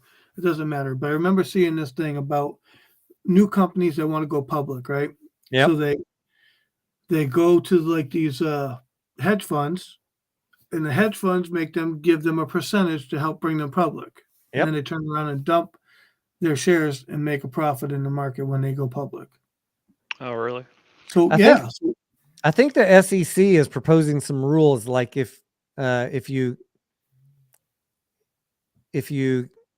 I don't know if it was give a loan or buy a bond or something, that you're not allowed to short the company right after that. That's like one of these new rules that they're proposing. I think Randall or someone was tweeted it out. But I noticed in the exception, it says, unless it's a bona fide market making activity. I was like, oh boy. Like they always fucking give themselves out. Oh, no, it said, unless it's a bona fide hedging. You know why that made me so mad? If you're a bondholder in AMC and the interest rates are going up and the company's not doing so well and the bond values are just getting tanked, what are you going to do? You're going to short the company, right? Because if the stock price is going down, you want to hedge your investment in that bond and make money as the price goes down. You're not trying to kill the company. You're trying to not lose money on your investment. So they're proposing this new regulation, and they're already writing in the exact exception they're using to short us right now. Yep. Which I get it from a finance perspective. I get it, but this is just preemptive hedge. Yeah, this is just window dressing for retail to make us feel good. Fucking SEC. Oh, look, we put in regulations to prevent a debt holder from shorting you down unless they're doing bona fide hedging. I feel like these hedge funds bring these businesses in to, because they're getting something out of it, and they know the businesses are going to fucking survive in the stock market. But what do? They help them go public, and then there goes retail's money.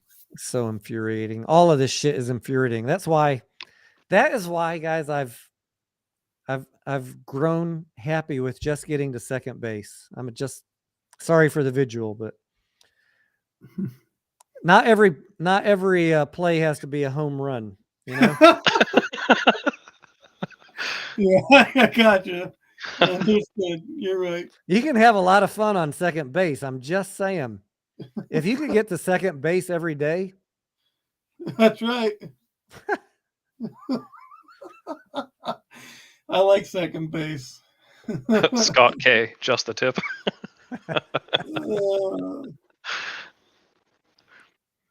Funny shit. I'm just saying, the more you can like going back to what Mediocre was saying, the more you can understand market mechanics and the rules they operate by and the way they can get around them, the happier you'll be at just, pinching a little bit of second base. The easy stuff. Very nice. Wow. Just take a little pinch here and there. Thank you.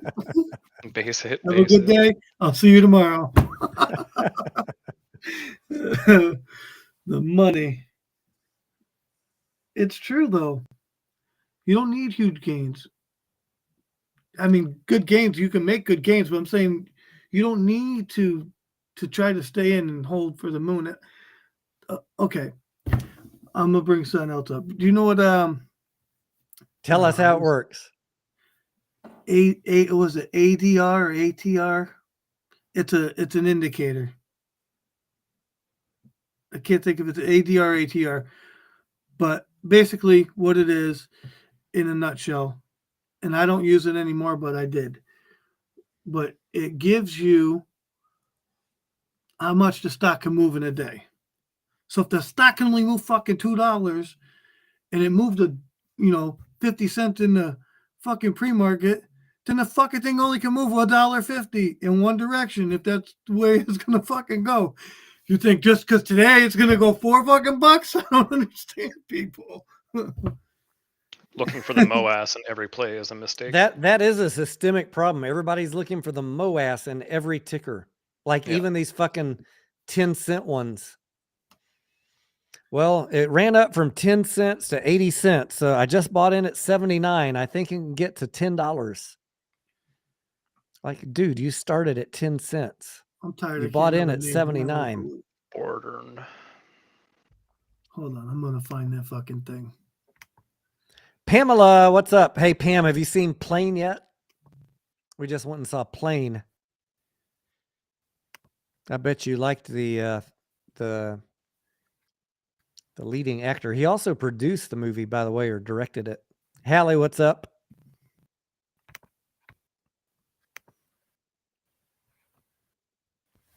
ENSC, high cost to borrow, B says. What's up, B?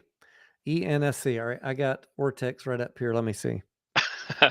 Hallie, I'm not really sure how to answer that question, honestly. All right, so that indicator. I am Canadian, if that's what you're asking. The indicator I'm talking about is ATR. It's called average true range. I have not looked into that one. Tell us about it. I just did it. It basically tells you how much the stock can move in a day.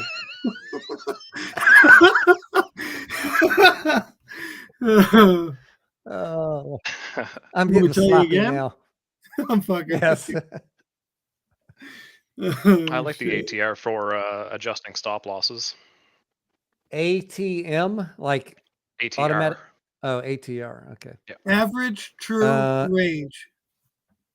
Average. All right. I'm going to open up a tab and leave this open for when I'm wake up in the morning because I will not remember this. ATR indicator.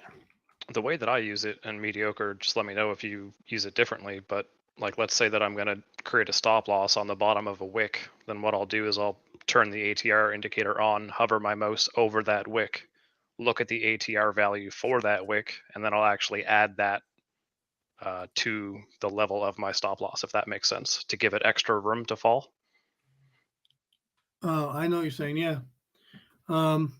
You could do that. I don't I don't think I have that capability with Thinkorswim though. Oh, really? I'm not sure. I'd have to look into it. Okay. There's a lot of, like, I use Thinkorswim, that there's a lot, it has a lot in it.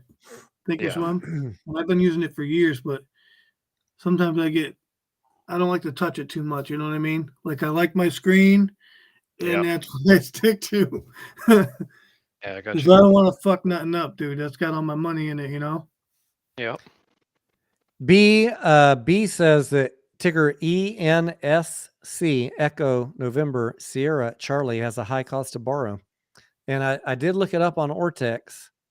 It does indeed have a high cost to borrow, which is showing average 468%. However, the short interest is 1.46%. So something seems very off in that. Yeah, the chart is very ugly as well. Yeah, it was very ugly, and it got dumped from $440 all the way down to 59 cents. Do you see the chart, mediocre, if you go back in time from, like, I want to say like November 2020 and then previous to that, how it looks so strange? It's all like barcoding perfectly at the same level, basically. Do you see that? Shares outstanding is 2.85 million. I'm saying it's not even 3 million on shares outstanding. It's a weird looking chart. The other thing that I see is that potentially the brokers have not updated the float, because I'm seeing that with dilution that is approved, that the current float in outstanding shares is actually 6.5 million. So there is a potential that Ortex is not getting a good data feed on this stock. There was an offering on October 2022 for $12.5 million worth of shares. And there's also warrants and SPAC warrants. I would guess that Ortex has outdated data. I don't know. Takes me a day to track these things down. And even when I do call them out on it, they always say, well, our data just comes from a data feed and we don't know if they're right, but we'll go ask them. For any reference on what I'm just saying, look up my tweets on Cosmos a month ago when people were putting out 2,000% short interest on Cosmos. It's very frequent that these guys get shit wrong. I'm not saying that ENSC is wrong on the cost to borrow. I'm just saying this would need some further digging into before I believe it.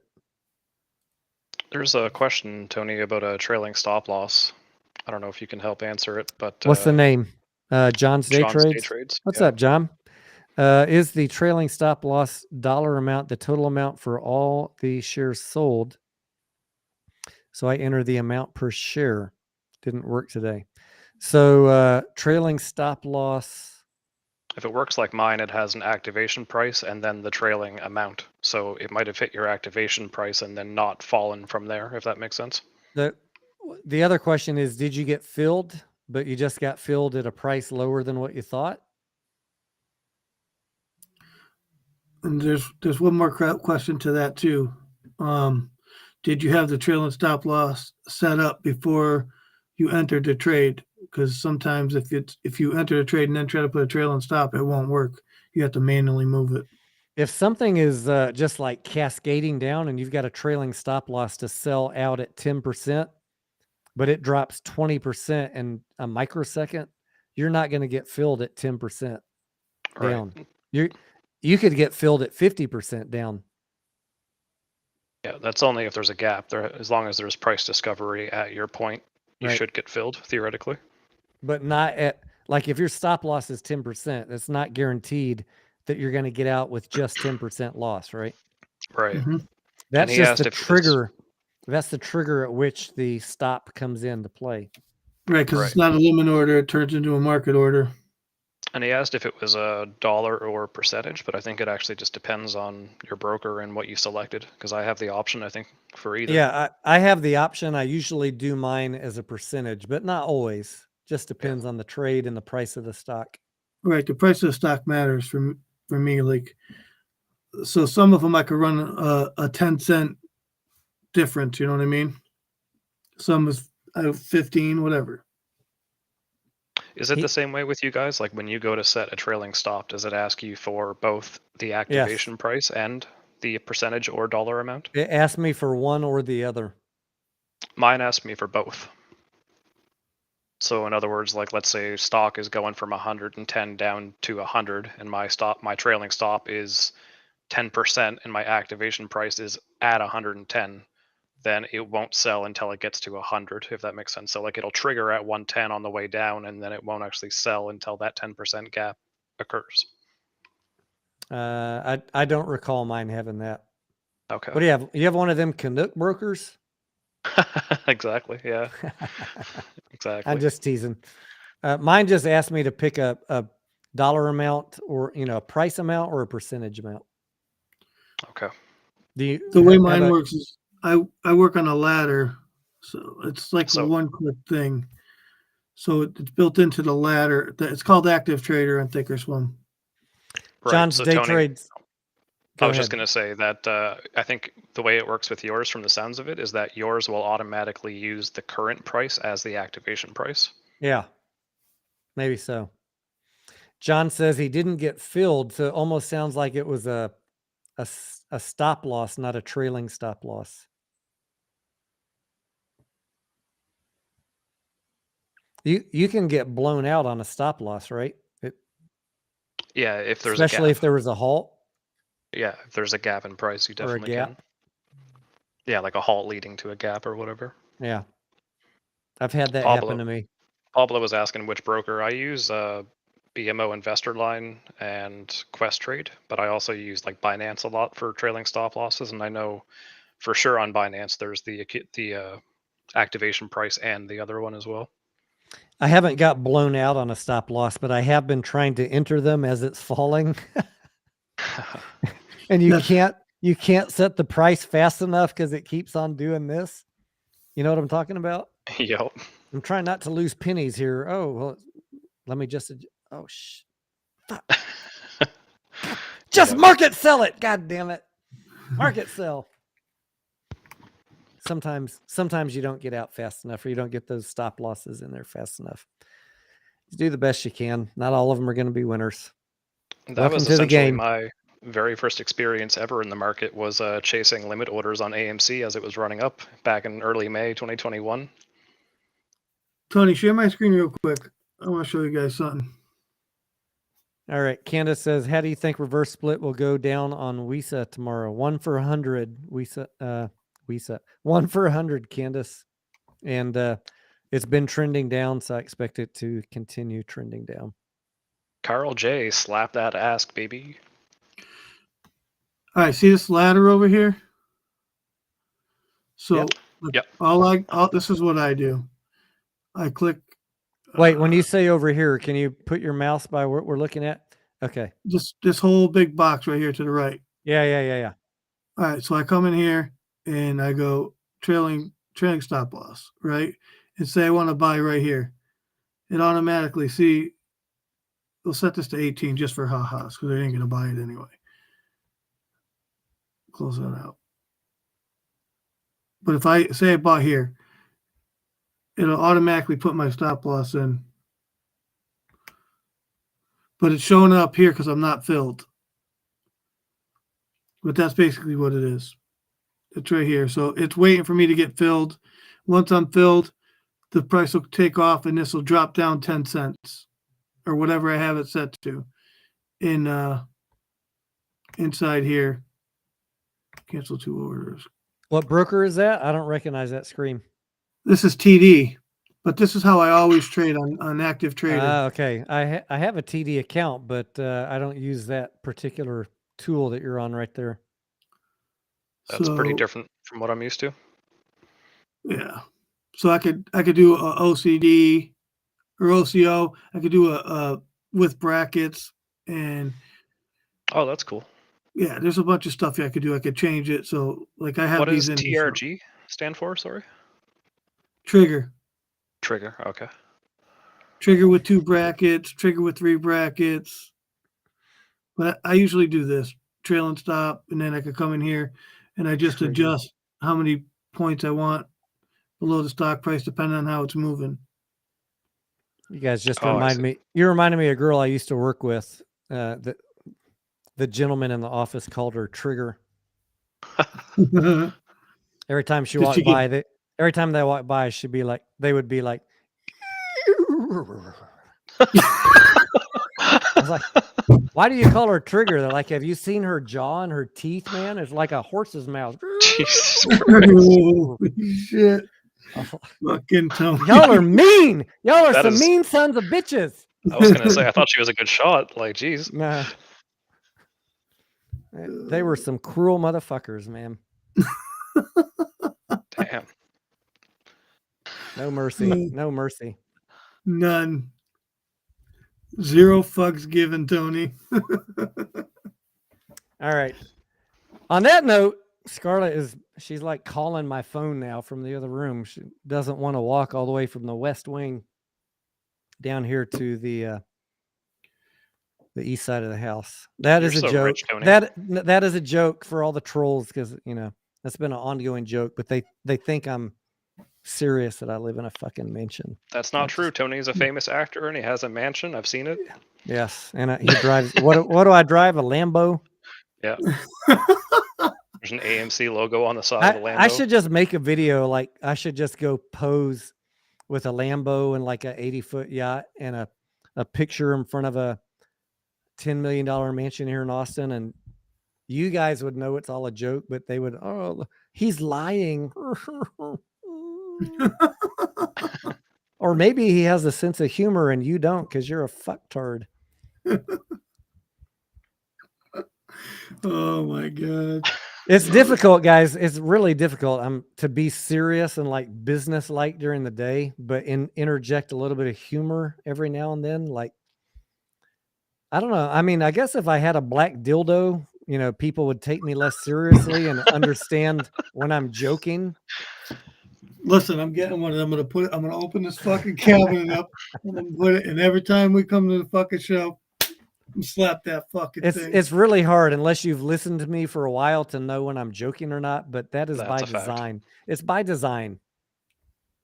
At one point or another, I did actually think you had a pretty big house when you used to say in the West Wing. I was like, oh, damn, all right. That was way back, like when I first started listening to you. But I can't remember where I got that phrase from. It was probably from a TV show or something. But yeah.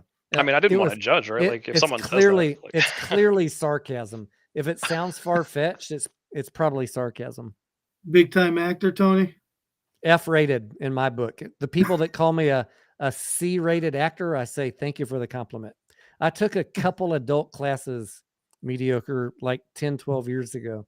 Never worked for pay unless you, never worked for pay. I don't count working as an extra as pay, but thank you for the compliments. Those of you that called me a C-rated actor.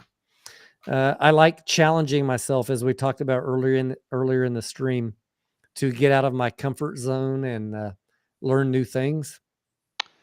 And I mostly don't like being the center of attention, mediocre. What is the most upfront way to attack a fear of being the center of attention? You got to put yourself out there. Go do an audition in a room by yourself with 5 people about to criticize you. So I fucking take a challenge head on. It was brutal, man. When I used to go to auditions, I literally had to fight myself for 30 minutes driving there from either turning around or puking in my car. That's how nervous and scared I was. I do not like to be the center of attention, or specifically the only person that they're looking at and criticizing. So I tackled that head on for a couple years till I got comfortable with it. And that helped me improve as a person. You want to hate on me now, you know, the trolls, because I had what I identified as a self-weakness and I took steps to correct it or improve it. Fine. Make your little doxing videos, your little nonsense bullshit. But you didn't walk in my steps. You haven't lived my life. You don't understand the challenges that I see that I need to fix. And the next one, just so you know, is to learn a musical instrument. So if I start covering straight music or whatever, please don't hate me or call me a shill. It's the next thing that the next thing I'm gonna tackle is learning to play a musical instrument. The drums, what are we doing? It's guitar. Guitar. not piano. Oh man. It's been a long journey and a lot of fucking retards I got to deal with to get good content out to people. I got a piano my kids could play. I can't play a fucking tune. Oh, really? I just picked one up a couple years ago and started learning. I mean, I can bang on it. I fuck around with it, but Yeah. Jeffrey, I took not adult. I have not made an adult film. Not that's been released, but I mean, you said go outside your comfort zone, Tony. Like, you know how you can go to like community classes in the evenings? Yeah. For like $20 for a class. That's what I'm talking about. Like back in the day.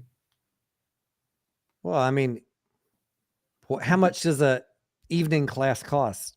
$20-$50? It's a community class. It's like, it's offered by the community college. It's not a big deal. I didn't go to LA and take acting lessons. I went to the fucking community college evening classes. How good can you get when you're already an introvert and then you go to some fucking half-rate $50 class? Tony, you're a YouTube star. You can't get that good, guys. I'm gonna tell you. I'm not chasing Adam Aram for a part in a movie, but some of y'all got cuckoo problems if you think that. You might want to check the dosage on your medications. Did I what? Did somebody say that before? Every fucking week, mediocre. Tony Denaro is he's only covering AMC because he wants Adam Aron to cast him in a movie. He's not. It's like, whatever y'all are smoking, please. Fuck is this shit I've got a PO box. Send me some of that shit, man. Or have your psychiatrist check your meds because you are not on the right dosage. Where the fuck is this going on? These people and their theories, man. It's on Twitter? Mediocre, I'll send you some screenshots. I mean, it's going on YouTube. It's going on Twitter. I mean, either they just really want attention really bad or they're really fucked up in the head to believe some shit like that.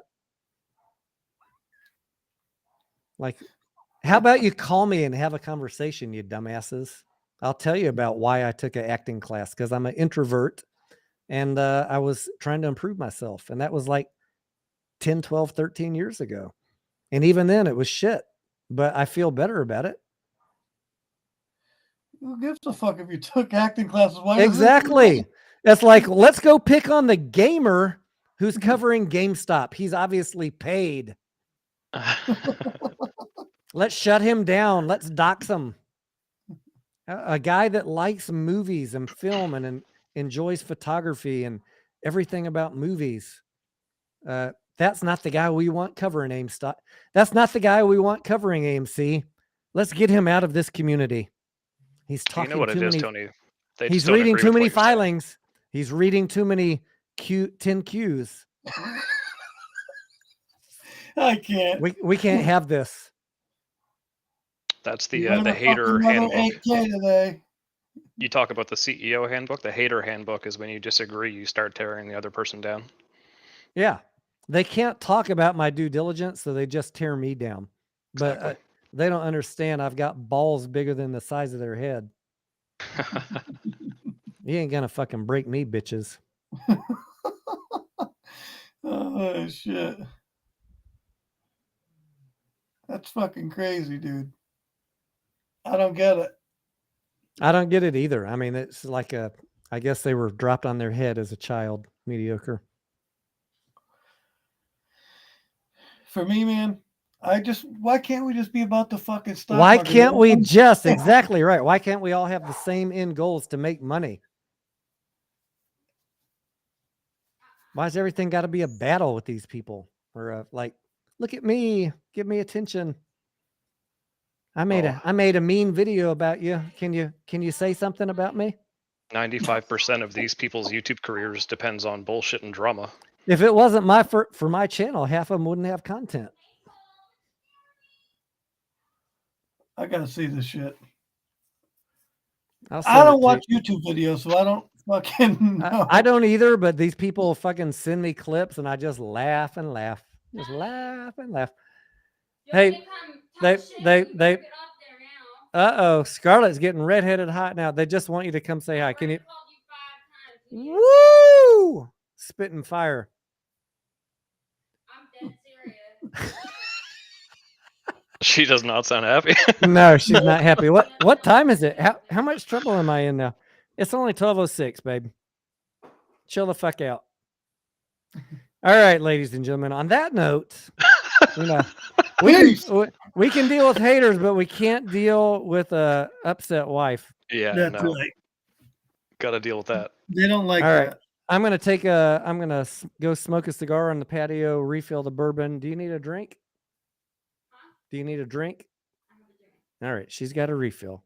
Calm the fuck down, baby. Chill, baby, chill. No. What? I mean, you chose the redhead, Tony. Otherwise, I'm gonna embarrass you.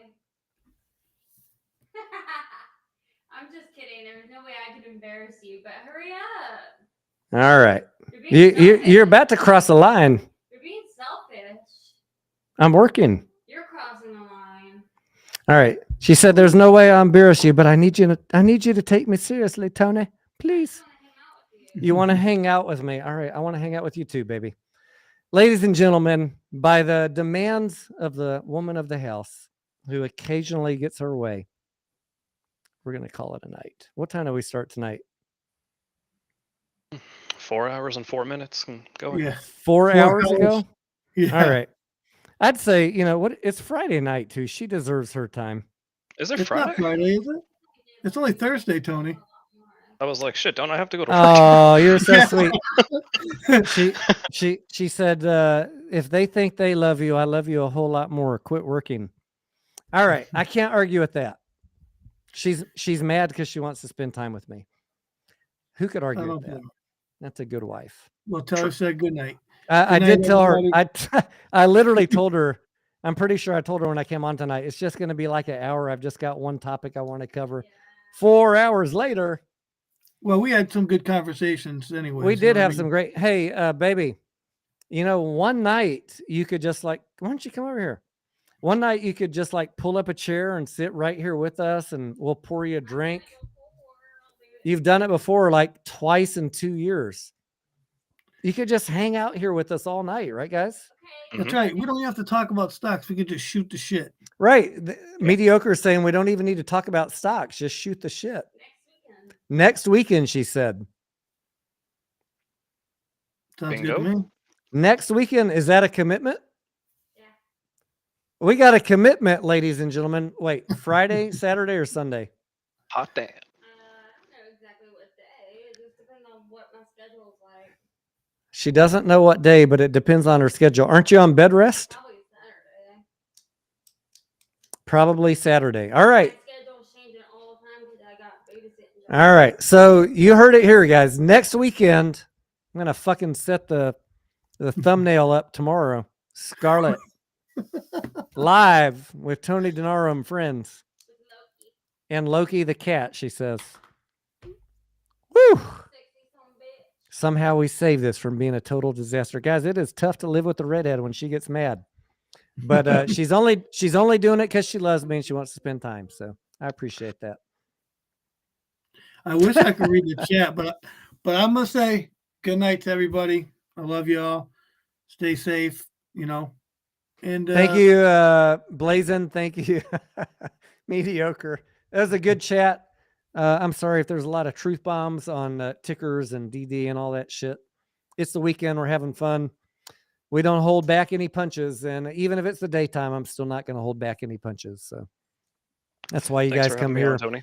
That's why you guys come here. That's why we are the most hated channel on YouTube. Love you guys. Be good to one another. Don't listen to clickbait. Argue DD. Don't fucking hate people. You can hate the DD, but we can all talk about it as adults. Blazing, good night, buddy. Good night, man. Good night, Tony. Good night, gentlemen. I will see you on the next one.